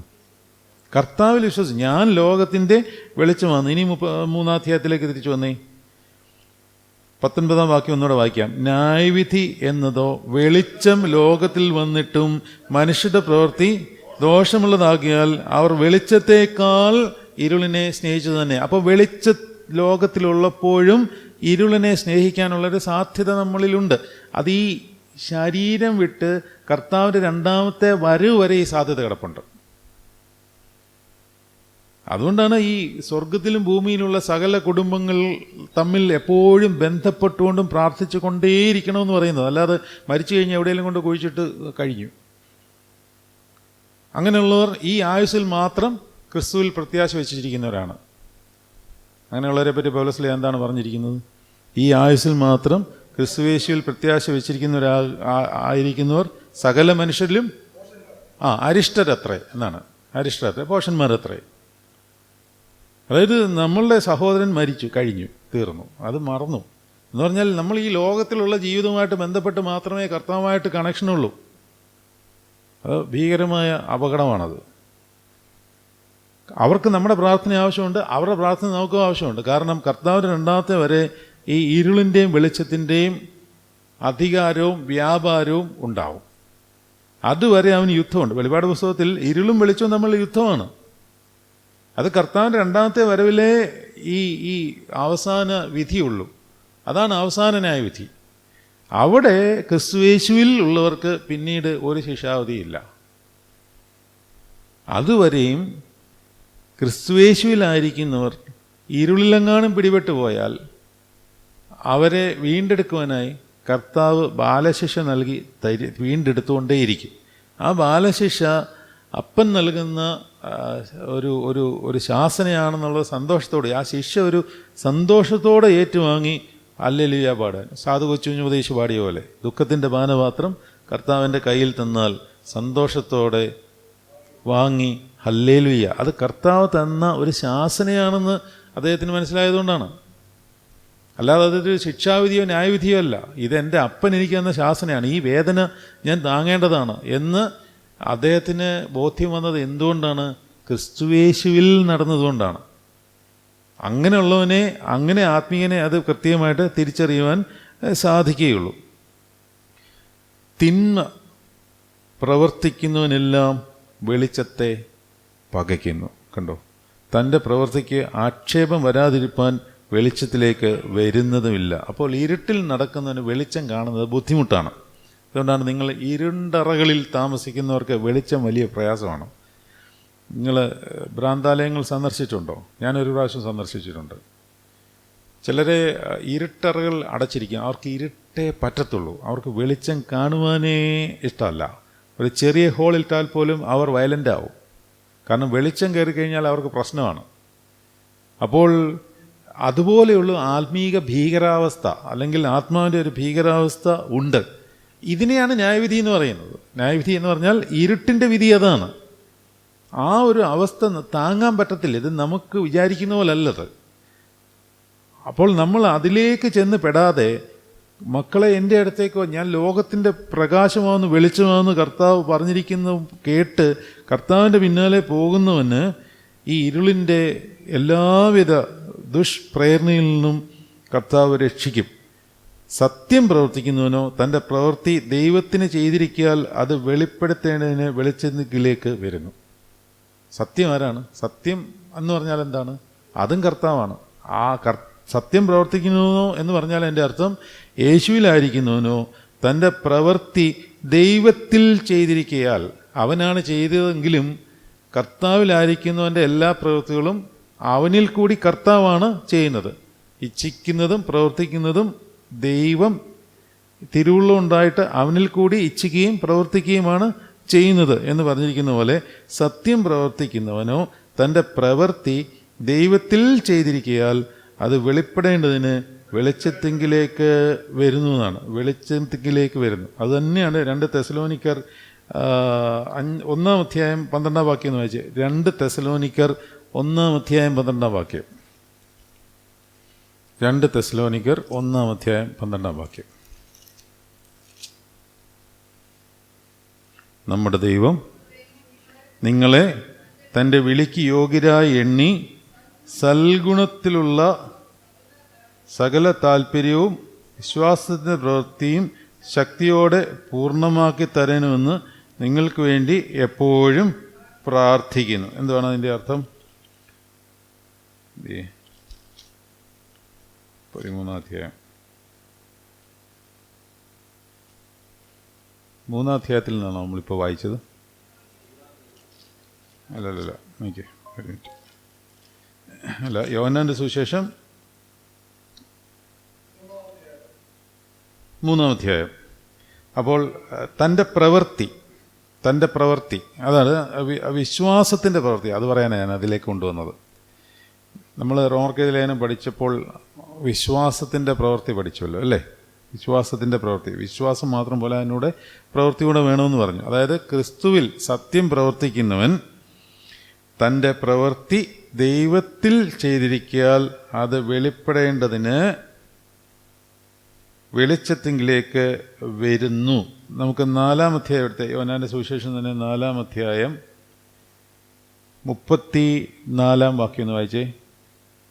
യേശു അവരോട് പറഞ്ഞത്, എന്നെ അയച്ചവൻ്റെ ഇഷ്ടം ചെയ്ത് അവൻ്റെ പ്രവൃത്തി തികയ്ക്കുന്നത് തന്നെ എൻ്റെ ആഹാരം. യേശു അവരോട് പറഞ്ഞത് എന്താണ്? എന്നെ അയച്ചവൻ്റെ ഇഷ്ടം ചെയ്യുന്നതാണ് എൻ്റെ ആഹാരം. അപ്പോൾ കർത്താവിൻ്റെ ഇഷ്ടം നമ്മൾ നിവർത്തിക്കുന്നതാണ് കർത്താവിൽ നമ്മൾ ചെയ്യുന്ന പ്രവൃത്തി, അല്ലെങ്കിൽ കർത്താവ് നമ്മളിൽ കൂടി ചെയ്യുന്ന പ്രവൃത്തി. എന്താണ് ഞാൻ പറഞ്ഞത്? പിതാവിൻ്റെ ഇഷ്ടം കർത്താവ് പൂർത്തീകരിക്കുന്നത് പോലെ കർത്താവിൻ്റെ ഇഷ്ടം നമ്മൾ പൂർത്തീകരിക്കുമ്പോൾ നമ്മളിൽ കൂടി കർത്താവ് പ്രവർത്തിക്കുകയും നമ്മൾ കർത്താവിൽ കൂടി പ്രവർത്തിക്കുകയും ചെയ്യുന്നു. ഉറക്കം വരുന്നുണ്ടോ? അത്ര അങ്ങോട്ട് കയറിയില്ലല്ലേ? എന്നാൽ അത് മതി, കുഴപ്പമില്ല, അങ്ങനെ ഇരുന്നോട്ടെ. എല്ലാം കൂടെ നിങ്ങൾക്ക് ദഹിക്കാൻ ഇനി വലിയൊരു സാധനം എൻ്റെ ഇരിക്കുന്നു. അത് എങ്ങനെ തരണമെന്ന് എനിക്കറിയത്തില്ല. എത്ര സമയമുണ്ട്? 20 മിനിറ്റ് ഉണ്ട്. ഇനി നമുക്ക് നോക്കാം, എറിഞ്ഞ് നോക്കാം. കൊള്ളുമെങ്കിൽ പിടിച്ചോ, ഇല്ലെങ്കിൽ തിരിച്ചിങ്ങോട്ടങ്ങ് എറിഞ്ഞേര്. അടുത്ത ആഴ്ച ഞാൻ കുറച്ചും കൂടെ പൊടിച്ചിട്ട് എറിഞ്ഞു തരാം. അതായത് താഴോട്ടുള്ള ഭാഗം കൂടെ വായിക്കാം. ഈ അധ്യായം ഇന്ന് തീർക്കണം എന്നാണ് എൻ്റെ പ്രതീക്ഷ. അതുകൊണ്ട് ഞാൻ ഈ പറയാൻ പോകുന്ന കാര്യങ്ങൾ ഉടനെ തന്നെ പറയാൻ പറ്റുമെന്ന് എനിക്കൊരു സംശയമുണ്ട്. നമുക്ക് 12-ാം അധ്യായം എടുത്തേ. 36-ാം വാക്യം. നിങ്ങൾ വെളിച്ചത്തിൻ്റെ മക്കൾ ആകേണ്ടതിന് വെളിച്ചമുള്ളിടത്തോളം വെളിച്ചത്തിൽ വിശ്വസിപ്പീൻ എന്ന് പറഞ്ഞു. ഇത് സംസാരിച്ചിട്ട് യേശു വാങ്ങിപ്പോയി അവരെ വിട്ടുമറഞ്ഞു. അവർ കാണുകെ അവൻ ഇത്ര വളരെ അടയാളങ്ങൾ ചെയ്തിട്ടും അവർ അവനെ വിശ്വസിച്ചില്ല. ഇതുകൊണ്ടാണ് കർത്താവ് അവിടെ നിന്ന് പോയത്. കർത്താവ് പലപ്പോഴും ഒരു സ്ഥലത്തു നിന്ന് പെട്ടെന്ന് അങ്ങ് സ്കൂട്ടാവും. പിള്ളേരുടെ ഭാഷയിൽ പറഞ്ഞാൽ സ്കൂട്ടാവും. അവരുടെ അവിശ്വാസം നിമിത്തം അവന് അവിടെ ഒന്നും പ്രവർത്തിക്കുവാൻ സാധിച്ചില്ല എന്ന് പലയിടത്ത് പറയുന്നുണ്ട്. അപ്പോൾ അവിടുന്ന് പെട്ടെന്ന് കർത്താവ് അങ്ങ് പോകും. എന്നിട്ട് അവിടെ യോഹന്നാൻ ശ്ലീഹ ആ സങ്കടത്തിൽ എഴുതുകയാണ്. യെശയ്യാ പ്രവാചകൻ്റെ വചനം കോട്ട് ചെയ്യുകയാണ്. അതായത് യെശയ്യാ പ്രവാചകൻ 53 അധ്യായം 1 വാക്യം പറയുന്നത് ഇപ്രകാരമാണ്. അത് തന്നെ അവിടെ കോട്ടിയിരിക്കുന്നതാണ്. കർത്താവെ, ഞങ്ങൾ കേൾപ്പിച്ചത് ആർ വിശ്വസിച്ചിരിക്കുന്നു? കർത്താവിൻ്റെ ഭുജം ആർക്ക് വെളിപ്പെട്ടിരിക്കുന്നു എന്ന് യെശയ്യാ പ്രവാചകൻ പറഞ്ഞ വചനം നിവൃത്തിയാകുവാൻ ഇടവന്നു. കാരണം അവർക്ക് വിശ്വസിപ്പാൻ കഴിഞ്ഞില്ല. അതിൻ്റെ കാരണം യെശയ്യാവ് വേറെ ഒരിടത്തും പറയുന്നുണ്ട്. എന്തുകൊണ്ടാണ് ഇവർക്കൊന്നും വിശ്വസിക്കാൻ പറ്റാത്തത്? അവർ കണ്ണുകൊണ്ട് കാണുകയോ ഹൃദയം കൊണ്ട് ഗ്രഹിക്കുകയോ മനം തിരിയുകയോ താൻ അവരെ സൗഖ്യമാക്കുകയോ ചെയ്യാതിരിക്കേണ്ടതിന് അവരുടെ കണ്ണ് അവൻ കുരുടാക്കി ഹൃദയം തടിപ്പിച്ചിരിക്കുന്നു. ഇതുമായിട്ട് ബന്ധപ്പെട്ട് നിങ്ങളുടെ മനസ്സിലേക്ക് എന്തെങ്കിലും വരുന്നുണ്ടോ? അവൻ കുരുടാക്കി ഹൃദയം തടിപ്പിച്ചിരിക്കുന്നു. ആര് കുരുടാക്കി? ദൈവം തന്നെ അവരുടെ മനസ്സ് കുരുടാക്കി എന്ന് റോമർക്ക് എഴുതിയ ലേഖനം 1 അധ്യായത്തിൽ നിന്ന്. അതുപോലെ തന്നെ വ്യാജത്തിൻ്റെ വ്യാപാര ശക്തിക്ക് ദൈവം അവരെ ഏൽപ്പിച്ചു കൊടുത്തുവെന്ന് തെസ്സലോനിക്കർക്ക് എഴുതിയ ലേഖനത്തിലും നമ്മൾ പഠിച്ചത് ഓർമ്മയുണ്ടോ? അതായത് ഇരുട്ടിൽ തന്നെ ആയിരിക്കുന്നവരെ ഇനിയും ശുദ്ധീകരിച്ചെടുക്കാൻ എന്തെങ്കിലും സാധ്യതയുള്ളത് ഇരുട്ടിനെ കൊണ്ട് തന്നെ സാധ്യതയുള്ളൂ. അതുകൊണ്ട് ദൈവം അവനെ സാത്താനെ തന്നെ ഏൽപ്പിക്കും. 1 കൊരിന്ത്യർ 5 അധ്യായം, അതുപോലെ തന്നെ തെസ്സലോനിക്കർ എടുത്തേ, തെസ്സലോനിക്കർ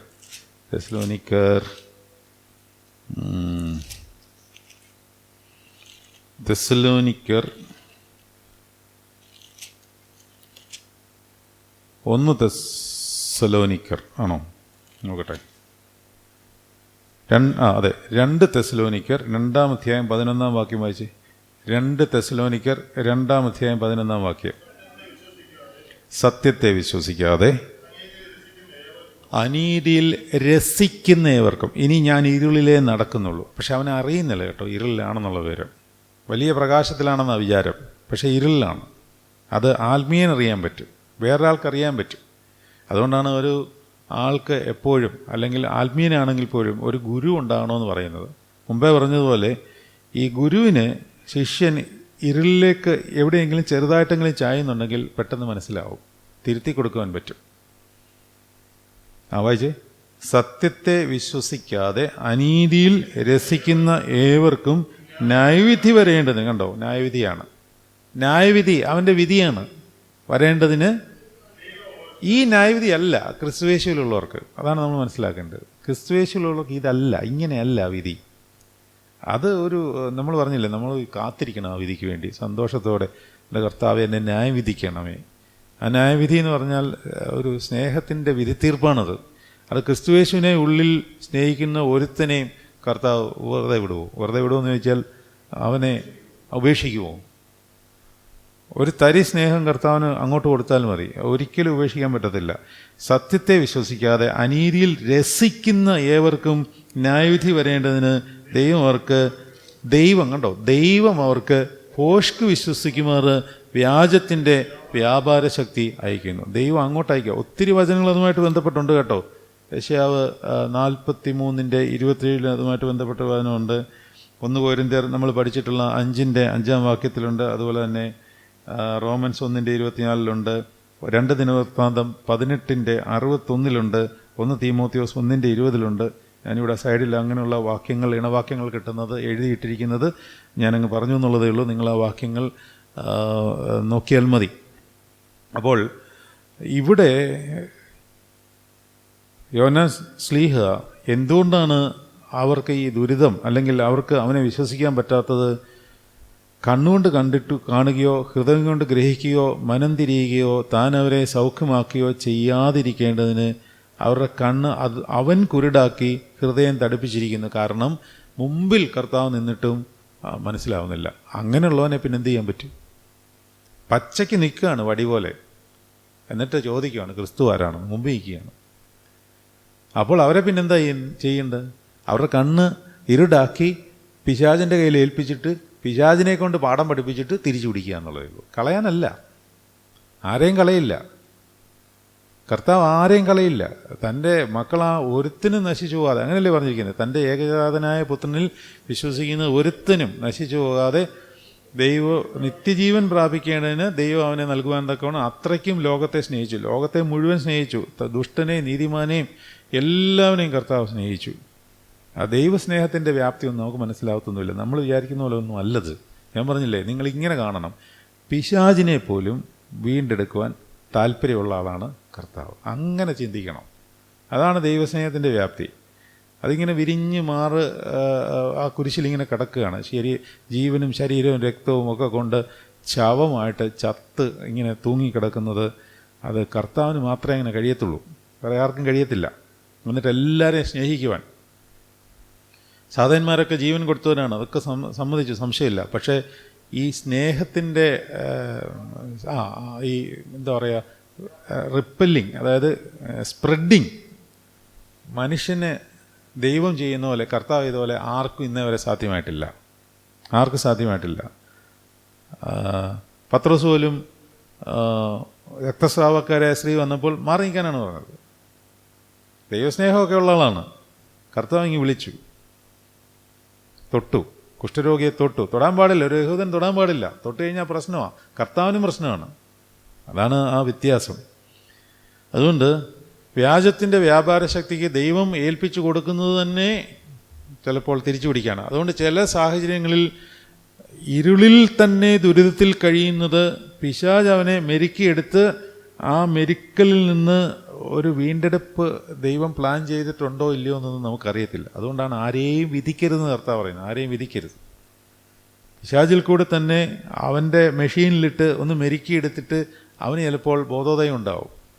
ഈ ഹൈന്ദവ ശാസ്ത്രത്തിലെ പുനർജന്മമുണ്ട് ഇല്ലേ? അവരങ്ങനെ വിശ്വസിക്കുന്നുണ്ട്. ആ വിശ്വാസം എങ്ങനെയാണെന്ന് നിങ്ങൾക്കറിയാമോ? എല്ലാവരും പുനർജനിക്കും. അപ്പം എല്ലാവരും പുനർജനിക്കാനിരിക്കുക. അത് അല്പം ലോജിക്കുള്ള സംഗതിയാണത്. നല്ല ലോജിക്കാണ്. എനിക്കിഷ്ടമാണ് ആ ലോജിക്ക് സത്യത്തിൽ. അതായത് ഇഷ്ടമാകുന്നത് എങ്ങനെയാണെന്നറിയാമോ? ഇപ്പോൾ ഞാൻ ഈ ലോകത്തിൽ ചെയ്തിട്ടുള്ള പ്രവൃത്തിക്കനുസരിച്ചുള്ള ഒരു ജന്മമാണ് കിട്ടുന്നത്. അപ്പോൾ ഞാനിപ്പോൾ എനിക്ക് തോന്നുന്ന പോലൊക്കെ ജീവിച്ചിട്ട് ഇനി പുനർജന്മം ഉണ്ടല്ലോ, എങ്ങനെ എല്ലാവരും വിചാരിച്ചിരിക്കുന്നത്? അടുത്ത ജന്മത്തിൽ നേരെയാവാം എന്നാണ് വിചാരിക്കുന്നത്. അല്ലെങ്കിൽ അടുത്ത ജന്മത്തിൽ ഇതിൽ നിന്നെല്ലാം മാറാം, അല്ലെങ്കിൽ ഇതിലും ബെറ്റർ ആവാം. എല്ലാവരുടെയും ചിന്ത അടുത്ത ജന്മത്തിൽ ബെറ്റർ ആവാമെന്നാണ്. പക്ഷേ ഈ ദുരിതം കൂടെ വരും.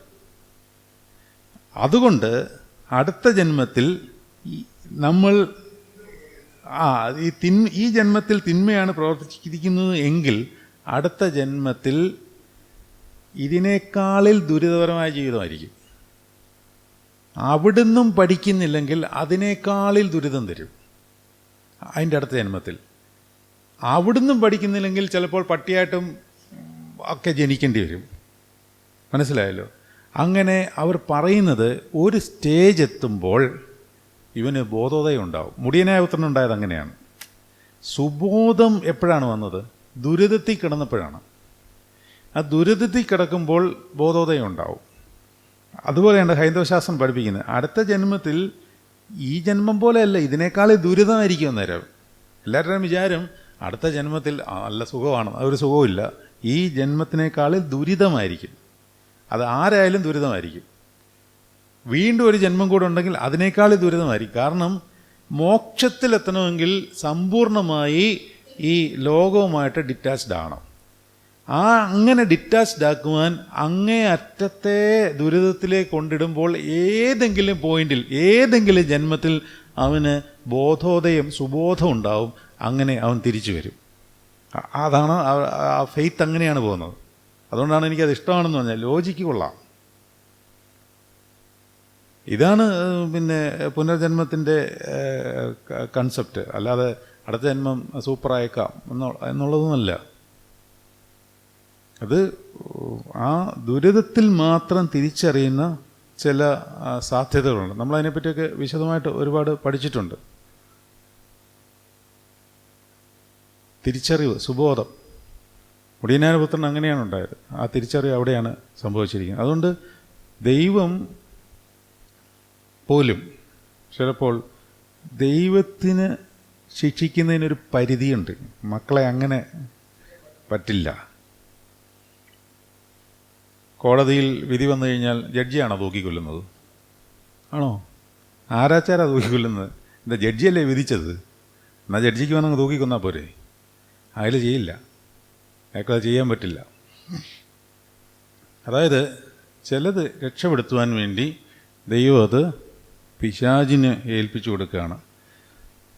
അതുപോലെ കർത്താവിൽ വിശ്വസിക്കാകിയാൽ, അത് യെശയ്യാവിൻ്റെ പുസ്തകം 6-ാം അധ്യായം 10-ാം വാക്യത്തിലാണ്. ഈ യോഹന്നാൻ്റെ സുവിശേഷം 12-ാം അധ്യായം 40-ാം വാക്യം യെശയ്യാവിൽ നിന്ന് കോട്ട് ചെയ്തിരിക്കുന്നത് 6-ാം അധ്യായം 10-ാം വാക്യമാണ്. അവർ കണ്ണുകൊണ്ട് കാണുകയോ ഹൃദയം കൊണ്ട് ഗ്രഹിക്കുകയോ മനം തിരിയുകയോ താൻ അവരെ സൗഖ്യമാക്കുകയോ ചെയ്യാതിരിക്കേണ്ടതിന് അവരുടെ കണ്ണ് അവൻ കുരുടാക്കി ഹൃദയം തടുപ്പിച്ചിരിക്കുന്നു.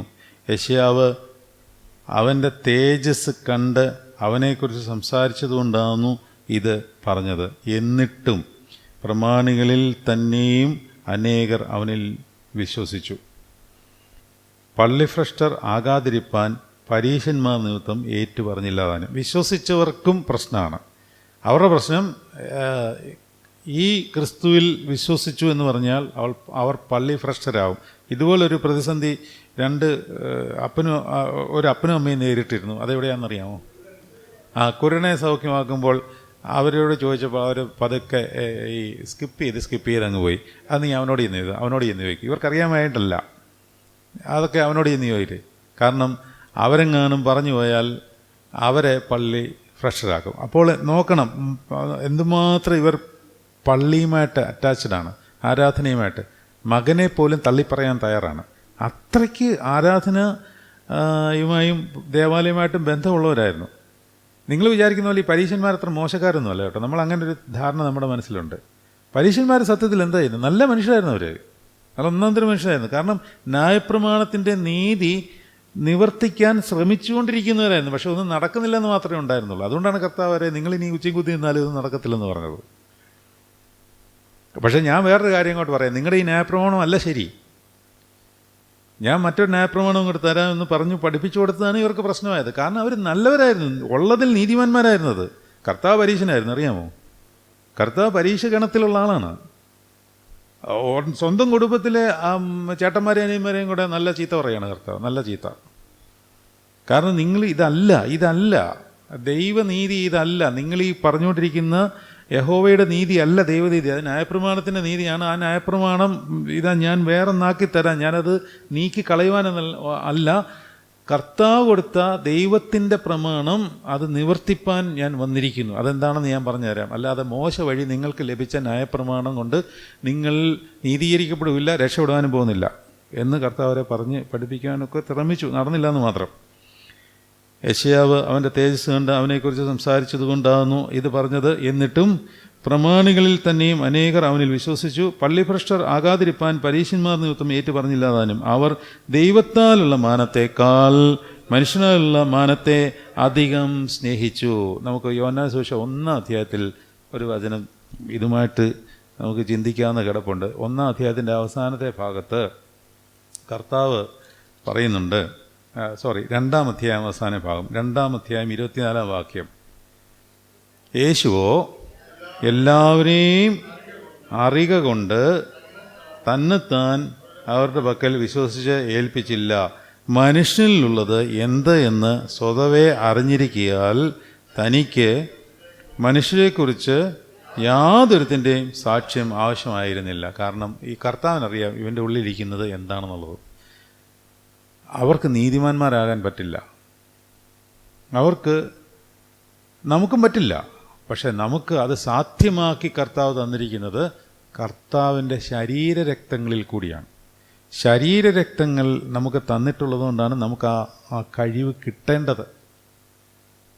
അത് നമുക്ക് വലിയ ഭാഗ്യമാണ്. അതുകൊണ്ടാണ് യോഹന്നാൻ സ്നാപകൻ അതുപോലൊരു ദൈവഭക്തനും തീവ്രതയുള്ള കർത്താവിൻ്റെ വഴി ഒരുക്കുവാൻ വേണ്ടി ഇറങ്ങി വന്ന് പരിശുദ്ധാത്മാവിനാൽ ഗംഭീരമായി അഭിഷേകം ചെയ്യപ്പെട്ട് ഈ ഭൂമിയിലേക്ക് ഇറങ്ങി വന്നവനും ഇവിടെ ഇല്ല. അപ്പോൾ അങ്ങനെയുള്ള യോഹന്നാൻ സ്നാപകൻ അവന് പോലും സ്വർഗരാജ്യത്തിൽ എന്താണ് വചനം എങ്ങനെയാണ്? ഫോൺ വന്നുകൊണ്ട് പെട്ടെന്ന് കണക്ഷൻ മാറിപ്പോയി. സ്വർഗരാജ്യത്തിൽ ഏറ്റവും ചെറിയവനോ അവനേക്കാളിൽ യോഹന്നാനേക്കാളിൽ വലിയവൻ. കാര്യം എന്താ? യോഹന്നാന് തിരിശരീരക്തങ്ങൾ ഭക്ഷിക്കാൻ പറ്റിയിട്ടില്ല. ഈ ആരെപ്പറ്റി ഇവൻ മുൻകൂട്ടി പ്രവചിച്ച് വഴിയൊരുക്കിയോ അവനെ കാണുവാനും തൊടുവാനും ഒക്കെ പറ്റി ഭക്ഷിക്കുവാൻ പറ്റിയില്ല. ഇത് ഈ ഭക്ഷണമാണ് വേണ്ടിയത്. അത് കിട്ടിയ ഭാഗ്യം നമുക്ക് മാത്രമാണ്. അതുകൊണ്ടാണ് നമ്മളെപ്പറ്റിയാണ് കർത്താവ് അങ്ങനെ പറഞ്ഞിരിക്കുന്നത്. അതുകൊണ്ട് അവിടെ വലിപ്പച്ചെറുപ്പം ഉണ്ടെന്നൊന്നുമല്ല കേട്ടോ, അങ്ങനെയൊന്നും അല്ല എൻ്റെ അർത്ഥം. നമ്മുടെ ഭാഗ്യാവസ്ഥയെ കർത്താവ് എടുത്തു കാണിക്കുവാൻ അങ്ങനെ പറഞ്ഞിരിക്കുകയാണ്. 44 വാക്യം വായിക്കാം. യേശു വിളിച്ചു പറഞ്ഞത്, എന്നിൽ വിശ്വസിക്കുന്നവൻ എന്നിലല്ല, എന്നെ അയച്ചവനിൽ തന്നെ വിശ്വസിക്കുന്നു. എന്നെ കാണുന്നവൻ എന്നെ അയച്ചവനെ കാണുന്നു. നമുക്ക് ഒരു കാര്യം മനസ്സിലാക്കണം. അൾട്ടിമേറ്റ്ലി നമ്മൾ യേശുവിൽ കൂടി എത്തിച്ചേരുന്നത് പിതാവാം ദൈവരാജ്യത്തിൻ്റെ അവസ്ഥയിലാണ്. പിതാവാം ദൈവത്തിൻ്റെ രാജ്യത്തിൻ്റെ അവസ്ഥയിലാണ്. ആ പുത്രനെ ഇപ്പോൾ അധികാരവും ന്യായവിധി എല്ലാം പിതാവ് ഏൽപ്പിച്ചിരിക്കുക. ഈ അധികാരവും ന്യായവിധി എല്ലാം പിതാവിന് തിരിച്ച് കർത്താവ് കൊടുക്കുമെന്ന് കൊരിന്ത്യലേഖനത്തിൽ എഴുതിയിട്ടുണ്ട്. വായിച്ചിട്ടുണ്ടോ ആ ഭാഗം? ഉണ്ടോ? രാജ്യം പിതാവാം ദൈവത്തെ ഏൽപ്പിക്കും, എന്നിട്ട് പുത്രൻ പിതാവിന് കീഴായിരിക്കും എന്ന് പറയുന്നുണ്ട്. എന്ന് പറഞ്ഞാൽ അത് അവിടെ അവർ 3 പേരും തമ്മിൽ വലിപ്പച്ചെറുപ്പവും കീഴ്പ്പെടലും ഉണ്ടെന്നൊന്നും അല്ല അതിൻ്റെ അർത്ഥം. അവർ പിതൃപുത്ര പരിശുദ്ധാത്മാവെന്ന് റൂഹായ ദൈവം എപ്പോഴും ഒന്നായി തന്നെ ഇരിക്കുന്നു. എന്നാലും അൾട്ടിമേറ്റ്ലി പിതാവാൻ ദൈവത്തിൻ്റെ രാജ്യം. അതാണ് പിതാവ് പിതാവ് പിതാവ്. സർവത്ര സമയവും കർത്താവിൻ്റെ ഒറ്റ വാക്കേ പറയാനുള്ളൂ, പിതാവ് പിതാവ് പിതാവ്, എൻ്റെ പിതാവ് എൻ്റെ പിതാവ് എൻ്റെ പിതാവ്. അപ്പോൾ ആ പിതാവിലേക്ക് എത്താൻ നമുക്ക് ഒറ്റ മാർഗ്ഗമേ ഉള്ളൂ. ആ മാർഗമാണ് കർത്താവ്. കർത്താവ് എന്താണോ അതാണ് പിതാവ്. അതുകൊണ്ടാണ് പീലിപ്പോസിനോട് പറഞ്ഞത്, എന്നെ കണ്ടവൻ, പീലിപ്പോസ് എന്നെ മണ്ടത്തരം നീ പറയുന്നത് ചോദിച്ചു. പീലിപ്പോസ് ചോദിച്ചു, എന്ത് ചോദിച്ചു? പിതാവിനെ എനിക്കൊന്ന് കാണിച്ചു തരണം. വലിയ പിതാവിനെ പറ്റി കുറേ നേരം പറയുന്നല്ലോ. പിതാവിനെ ഞങ്ങൾക്കൊന്ന് കാണിച്ചു തരണം. എൻ്റെ പീലിപ്പോസ, ഇത്രയും നാളായിട്ട് ഞാൻ നിന്നോടുകൂടി ഇരുന്നിട്ടും നീ പിതാവിനെ അറിയുന്നില്ലയോ? എന്നെ കണ്ടവൻ പിതാവിനെ കണ്ടിരിക്കുന്നു. പിതാവ് എന്താകുന്നുവോ അതാകുന്നു പുത്രനും. പിതാവ് വെളിപ്പെട്ടിരിക്കുന്നത് പുത്രനിലാണ്. അതുകൊണ്ട് നമുക്ക് പിതാവിനെ അറിയാൻ ഏക മാർഗം യേശുക്രിസ്തു മാത്രമേ ഉള്ളൂ. കർത്താവായ യേശുക്രിസ്തുവിൽ വിശ്വസിക്കുന്നവനേ പിതാവിനെ കാണുവാൻ പറ്റത്തുള്ളൂ. അതുകൊണ്ട്, അല്ലെങ്കിൽ അറിയാൻ പറ്റത്തുള്ളൂ. പിതാവിനെ ആരും ഒരു നാളും കണ്ടിട്ടില്ല. അറിയുവാനും അനുഭവിക്കുവാനും അല്ലെങ്കിൽ പിതാവിൻ്റെ രഹസ്യമർമ്മങ്ങളെ നമുക്ക് വെളിപ്പെടുകയുള്ളൂ. അതുകൊണ്ടാണ് കർത്താവ് പറഞ്ഞിരിക്കുന്നത്, പിതാവിനാൽ ആകർഷിക്കപ്പെടാതെ ആരും എൻ്റെ അടുക്കൽ വരികയില്ല. അപ്പോൾ പിതാവ് ഒരുത്തനെ നോട്ട് ചെയ്തിട്ടുണ്ടെങ്കിൽ അവന് യേശുവിനോട് ഇഷ്ടം തോന്നും. യേശുവിനോട് ഇഷ്ടം തോന്നും. യേശുവിനോട് ഇഷ്ടം തോന്നുക പറഞ്ഞാൽ ലോകത്തിലെ കാര്യങ്ങൾ സാധിക്കുവാൻ വേണ്ടി പ്രാർത്ഥിച്ച് കാര്യങ്ങൾ നേടിയെടുക്കുന്ന കാര്യമൊന്നുമല്ല ഞാനീ പറയുന്നത്. അതൊന്നുമല്ല.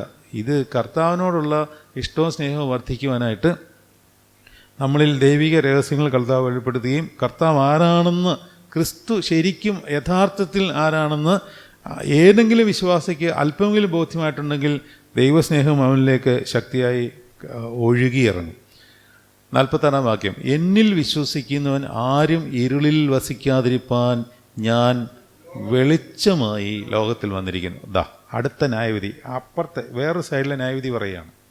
ഇതുവരെ ഇരുളിലുള്ള ന്യായവിധി പറഞ്ഞു. ഇനി ഞാൻ വെളിച്ചമായിട്ട് ഈ ഇരുളിൽ വസിക്കുന്ന ആൾക്കാർക്ക് വേണ്ടി ലോകത്തിൽ വന്നിരിക്കുന്നു. എൻ്റെ വചനം കേട്ട് പ്രമാണിക്കാത്തവനെ ഞാൻ വിധിക്കുന്നില്ല. അപ്പം അതെന്തോ? എൻ്റെ വചനം കേട്ട് പ്രമാണിക്കാത്തവനെ ഞാൻ വിധിക്കുന്നില്ല. അപ്പോൾ ആരാ അത് വിധിക്കുന്നത്? കുറച്ചു മുമ്പ് നമ്മൾ പഠിച്ച കാര്യം ഈ പറയുന്നത്. കർത്താവ് ഡീറ്റെയിൽഡായിട്ട് എക്സ്പ്ലെയിൻ ചെയ്യുകയാണ്. ആരാ പിന്നെ വിധിക്കുന്നത്? അത് ഞാൻ 48 വാക്യം വായിച്ചേ. ഇടയ്ക്ക് ഒരു ലൈൻ സ്കിപ്പ് ചെയ്തിട്ട് 48 വാക്യം വായിച്ചേ. എൻ്റെ വചനം കൈക്കൊള്ളാതെ എന്നെ തള്ളിക്കളയുന്നവനെ ന്യായം വിധിക്കുന്നവനുണ്ട്. അതാരാണ്? ഞാൻ സംസാരിച്ച വചനം തന്നെ. അത് അങ്ങനല്ല, അത് വ്യാഖ്യാനിക്കാനല്ല.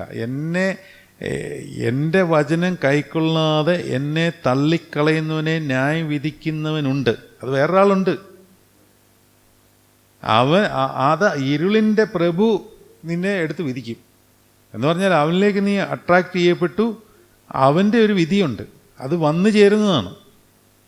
അത് ദുരിതത്തിൻ്റെ അവസ്ഥ നമ്മളിൽ വന്നു ചേരുന്നതിൻ്റെ ഫലമായി ലോകത്തിൻ്റെ പ്രഭുവിൻ്റെ കീഴിലായിപ്പോയാൽ അവൻ്റെ വിധിത്തീർപ്പിൻ്റെ പാക്കേജ് നമ്മൾ ഏറ്റെടുക്കേണ്ടി വരും. അതാണ് കർത്താവ് പറയുന്നത്. അതെൻ്റെ വചന നിമിത്തമാണത്. കാരണം എൻ്റെ വചനം നിനക്ക് അനുസരിക്കാൻ പറ്റാത്തത് കൊണ്ട് നിന്നെ വിധിക്കുന്നവൻ അപ്പുറത്ത് കാത്തിരിപ്പുണ്ട്. പാപം വാതിൽക്കൽ നിൽക്കുന്നു, അതിൻ്റെ ആഗ്രഹം നിൻ്റെ മേലാകുന്നു. അങ്ങനെയാണ്. ഞാൻ സംസാരിച്ച വചനം തന്നെ ഒടുക്കത്തെ നാളിൽ അവനെ ന്യായം വിധിക്കും. കണ്ടോ? നിന്നെ വിധിക്കുന്നവനെ അവസാന നാളിൽ ന്യായം വിധിക്കുകയും ചെയ്യും. അത് കർത്താവിൻ്റെ വചനമാണ്. കർത്താവിൻ്റെ വചനത്തിന് മാത്രമേ ഈ പിശാചിനെ തോൽപ്പിക്കാൻ പറ്റത്തുള്ളൂ. ദൈവരാജ്യത്തിൻ്റെ മർമ്മങ്ങളെ വിവേചിച്ചറിയുന്നവനെ വിധിക്കുന്നത് കർത്താവായ യേശു ക്രിസ്തുവാണ്. എന്നാൽ ഇരുളിൽ വസിക്കുന്നവനെ വിധിക്കുന്നത് ലോകത്തിൻ്റെ പ്രഭുവാണ്. പക്ഷേ അവനെ വിധിക്കും. അതാണ് അന്തിമ വിധി എന്ന് പറയുന്നത്. ആ അന്തിമ വിധി ഇരുളിനെ എന്നേക്കുമായിട്ട് നശിപ്പിക്കുകയാണ്, അല്ലാതെ ദൈവമക്കളെ നശിപ്പിച്ച് കളയല്ല. എൻ്റെ ഒരു വിശ്വാസം ആ ഇരുളിനെ പൂർണ്ണമായിട്ട് നശിപ്പിക്കുന്നതിന് മുമ്പ് എല്ലാവരെയും കർത്താവ് വീണ്ടെടുക്കുമെന്നാണ്. ഇരുളിനെ അന്ധകാരത്തിലേക്ക് അത് പെർമനൻ്റ്. അഴുക്കാടുന്നവൻ ഇനി അഴുക്കാടട്ടെ എന്ന് പറഞ്ഞാൽ ഇനിയും ഇരുളിൻ്റെ അവസ്ഥ അങ്ങനെ നിത്യനാശം. അതാണ് നിത്യനാശം. പക്ഷേ പ്രശ്നമെന്ന് പറഞ്ഞാൽ നമുക്കൊരു സന്തോഷം തോന്നിയില്ലേ? എല്ലാവരും രക്ഷപ്പെടുമല്ലോ. അതുകൊണ്ട് നമുക്ക് തോന്നിയ പോലെ ജീവിച്ചിട്ട് എന്തുവേലും രക്ഷപ്പെടുത്തു. പ്രശ്നം എന്താണെന്നറിയാമോ? തോന്നിയ പോലെ ജീവിച്ചാൽ അതിൻ്റെ പാക്കേജ് കൂടെ വരും. ഈ ഇരുളിൻ്റെ പ്രഭുവിൻ്റെ കൂടെ ഇരുളിൽ വസിക്കുന്നതിൻ്റെ പാക്കേജ് കൂടെ കാണും. കർത്താവ് വീണ്ടെടുക്കില്ല. അവൻ്റെ മെഷീനിൽ തന്നെ കൊടുത്തിട്ട് അവനെ അരച്ചെടുക്കും. ഈ അരപ്പ് സഹിക്കണ്ടേ? ഇതെങ്ങനെ സഹിക്കും? ചെറിയ കാര്യമൊന്നുമല്ലത്. ഹൃദയം പൊട്ടി തകർന്നു പോവും, ഇല്ലാണ്ടായിക്കളയും. അവന് ദാക്ഷിണ്യൊന്നുമില്ല. കർത്താവിന് പിന്നെ പൊത്തുരുത്തമുണ്ട്, മക്കളാന്ന് പറയും. അവനത് ദാക്ഷിണ്യമൊന്നുമില്ല. അവൻ്റെ പരിപാടി എന്ന് പറഞ്ഞാൽ മലയുടെ മുകളിൽ കൊണ്ടുപോവാ, നല്ല സുഖമാണ്, അത് കണ്ടോ ഇത് കണ്ടോ അത് കണ്ടോ ഇത് കണ്ടോ, രുചിയുണ്ട്, എടുത്തോ, അവിടെ കൊണ്ട് തെള്ളിയിടുക എന്നുള്ളതാണ് ഉദ്ദേശം. കർത്താവിനെ അങ്ങനെ തെള്ളിയിടാൻ പലവട്ടം ശ്രമിച്ചിട്ടുണ്ട്. യെരുശലേം ദേവാലയത്തിൻ്റെ ഗോപുരത്തിൽ മാത്രമല്ല, പലയിടത്തും വെച്ച് പിശാച് കർത്താവിനെ തെള്ളിയിട്ട് കൊല്ലാൻ ശ്രമിച്ചിട്ടുണ്ട്. ഉയർത്തി ഉയർത്തി ഉയർത്തി മേളിലോട്ട് കൊണ്ടുപോകും, അവിടെ കൊണ്ട് തെള്ളി താഴോട്ടിടും. അത് ഭീകര തകർച്ചയായിരിക്കും, നമുക്ക് താങ്ങാനൊന്നും പറ്റില്ല. ചിലപ്പോൾ ആ സമയത്താണ് ബോധോദയം വരുവാൻ നിങ്ങൾക്ക് താല്പര്യമുണ്ട് എന്നുണ്ടെങ്കിൽ അങ്ങനെ വെക്കും. അല്ല, ഇപ്പോഴേ ക്രിസ്തുയേശുവിലായി സന്തോഷത്തോടും സമാധാനത്തോടും ചെറിയ ചെറിയ ശിക്ഷയൊക്കെ ആണെങ്കിൽ ഏറ്റെടുത്തുകൊണ്ട് കർത്താവിന് നന്ദിയും പറഞ്ഞുകൊണ്ട് സന്തോഷത്തോടുകൂടി ജീവിക്കുവാനാണെങ്കിൽ കർത്താവ് തൻ്റെ പരിശുദ്ധാത്മാവിനെ കൂടെ തന്ന് എപ്പോഴും നമ്മളെ കൈക്കൊണ്ടുകൊണ്ടേയിരിക്കും. ഇതൊന്നും ഞാൻ സ്വയമായി സംസാരിച്ചിട്ടില്ല, എന്നെ അയച്ച പിതാവ് തന്നെ ഞാൻ ഇന്നത് പറയണം എന്നും ഇന്നത് സംസാരിക്കണം എന്നും കൽപ്പന തന്നിരിക്കുന്നു. അവൻ്റെ കൽപ്പന നിത്യജീവൻ എന്ന് ഞാൻ അറിയുന്നു. കണ്ടോ, പിതാവിലേക്കാണ് പോകുന്നത്. അവനിലാണ് നിത്യജീവൻ. കുറച്ചു മുമ്പ് അതാണ് നമ്മൾ പഠിച്ചത്. അവൻ്റെ കൽപ്പന നിത്യജീവൻ എന്ന് ഞാൻ അറിയുന്നു, ആകയാൽ ഞാൻ സംസാരിക്കുന്നത് പിതാവ് എന്നോട് അരുളി ചെയ്ത പോലെ തന്നെ സംസാരിക്കുന്നു. അവൻ്റെ കൽപ്പന നിത്യജീവനാണെങ്കിൽ പിശാചിൻ്റെ അപകട കൽപ്പന എന്തായിരിക്കും? നിത്യനാശമായിരിക്കും. അത്രയേ ഉള്ളൂ. അതാണ് നിത്യനാശം. അവൻ്റെ കൽപ്പനയെ പിന്തുടരുന്നവർക്ക് നിത്യനാശമാവാം, ദുരിതത്തിലേക്ക് പോവുകയും ചെയ്യാം. ആ ദുരിതത്തിൽ കിടന്ന എപ്പോഴെങ്കിലും സുബോധം വരുവാണെങ്കിൽ കർത്താവ് തിരിച്ചു പിടിക്കും. ഇല്ലെങ്കിൽ നിത്യനാശമായി ആ ദുരിതത്തിൽ തന്നെ നിത്യമായി നിലകൊള്ളാം. കർത്താവിന് ആഗ്രഹമുണ്ട് തിരിച്ചു പിടിക്കണമെന്ന്. അതുകൊണ്ട് അവൻ്റെ വരവ് ഇങ്ങനെ നീണ്ടു നീണ്ടു പോവുകയാണ്. എല്ലാവരെയും രക്ഷപ്പെടുത്തണമെന്ന് കർത്താവിന് ആഗ്രഹം. പക്ഷെ ഞാൻ ഉദ്ദേശിച്ചിരുന്ന ഒരു വലിയ കാര്യം പറയാൻ കിടക്കുന്നു. അത് അടുത്ത ആഴ്ച ആവട്ടെ. ഇനിയിപ്പം നിങ്ങൾക്ക് അത് കയറില്ല. അത് മാത്രമായിട്ട് പറയേണ്ടി വരും. ഇതിനകത്തൊരു പ്രാർത്ഥന കണ്ട് ഞാൻ കണ്ണും തള്ളിയിട്ടിരിക്കുകയാണ്. അതെനിക്കിന്ന് പറയണമെന്നുണ്ടായിരുന്നു, പക്ഷേ സമയം അവസാനിച്ചു പോയി. ഭീകര പ്രാർത്ഥനകൾ എഴുതിയിരിക്കുന്ന പിതാക്കന്മാരെ നമുക്ക് ഓർക്കാം. ഇവരൊക്കെ എങ്ങനെ എഴുതിയെന്ന് ഞാനിങ്ങനെ ആലോചിക്കാറുണ്ട്. അത് ഞാൻ ആലോചിക്കാറുണ്ട്, ഇവർക്ക് വേറെ ഒരു പണിയില്ല, വേറെന്ത് ചെയ്യാൻ പറ്റും? നിങ്ങൾക്കറിയാം, ഈ സെതറ പ്രാർത്ഥന ഇതിപ്പം നോമ്പിലെ മാത്രമാണ്.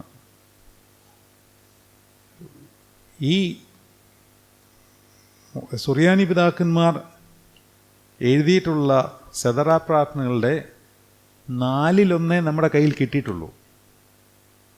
4/1. ഈ നോമ്പിലെ നമസ്കാരം എന്നൊക്കെ നമ്മൾ ഉപയോഗിച്ചിരിക്കുന്ന ഈ സാധനമൊക്കെ എൻ്റെ ഒരു പോർഷൻ മാത്രമാണ്. എന്നെ 2 ദിവസം മുമ്പ് ഒരു സാറ് വിളിച്ചിരുന്നു.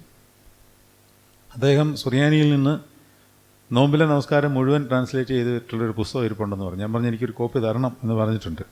ഇപ്പോൾ ട്രാൻസ്ലേറ്റ് ചെയ്തേ ഉള്ളൂ മുഴുവൻ. ഞാൻ പറഞ്ഞുകൊണ്ട് വന്നു, ഇതൊന്നും നമുക്കെല്ലാം നമസ്കരിച്ച് തീർക്കാനൊന്നും സമയം കിട്ടിയിട്ടുണ്ടാവില്ല. പക്ഷേ ഇവർക്ക് എങ്ങനെ ഈ സമയം ഉണ്ടായെന്ന് എനിക്ക് പിടികിട്ടാത്തത്. നമ്മളിപ്പോൾ ഒരു കാര്യം ഇരുന്ന് എഴുതുകയാണെങ്കിൽ, ഒരു ബുക്ക് എഴുതുകയാണെങ്കിൽ എത്ര ദിവസം എടുക്കും? ഇത്രയും പ്രാർത്ഥന എഴുതാൻ വേറൊരു പണിയില്ലായിരുന്നു എന്ന് തന്നെയാണ് അർത്ഥം. ഞാൻ അതുകൊണ്ട് ആ രീതിയിൽ പറഞ്ഞതാണ്. വേറൊരു പണിയില്ലായിരുന്നു ഇവർക്കെന്ന് പറഞ്ഞാൽ വേറൊരു പണിയില്ലായിരുന്നു. വേറൊരു പണിയില്ല. 24 മണിക്കൂറും കർത്താവ് കർത്താവ് കർത്താവ് കർത്താവ് കർത്താവ് കർത്താവ്. വേറൊരു സാധനവും വേറൊരു തലയിൽ കൂടെ പോകുന്നില്ല. അതുകൊണ്ട് എന്താ, മിസ്റ്ററീസ് ഇങ്ങനെ കിടക്കുകയാണ്. ഞാനിന്ന് അതിനകത്ത് ഒരു കാര്യം പറയണമെന്ന് വിചാരിച്ചത്, പക്ഷേ തൊട്ട പോലും ഇല്ല. അത് നമുക്ക് വേറെ ദിവസത്തേക്ക് മാറ്റാം, അനുവദിക്കുന്ന പോലെ. പക്ഷേ അതങ്ങനെയല്ല, തൊടാഞ്ഞതിൻ്റെ കാര്യമൊന്നുമല്ല. ഇന്നത് പറയാനുള്ള അനുവാദമില്ല. അതുകൊണ്ടാണ് അത് സംഭവിക്കാഞ്ഞത്. അവിടെ ദൈവം അനുഗ്രഹിക്കട്ടെ. നമുക്ക്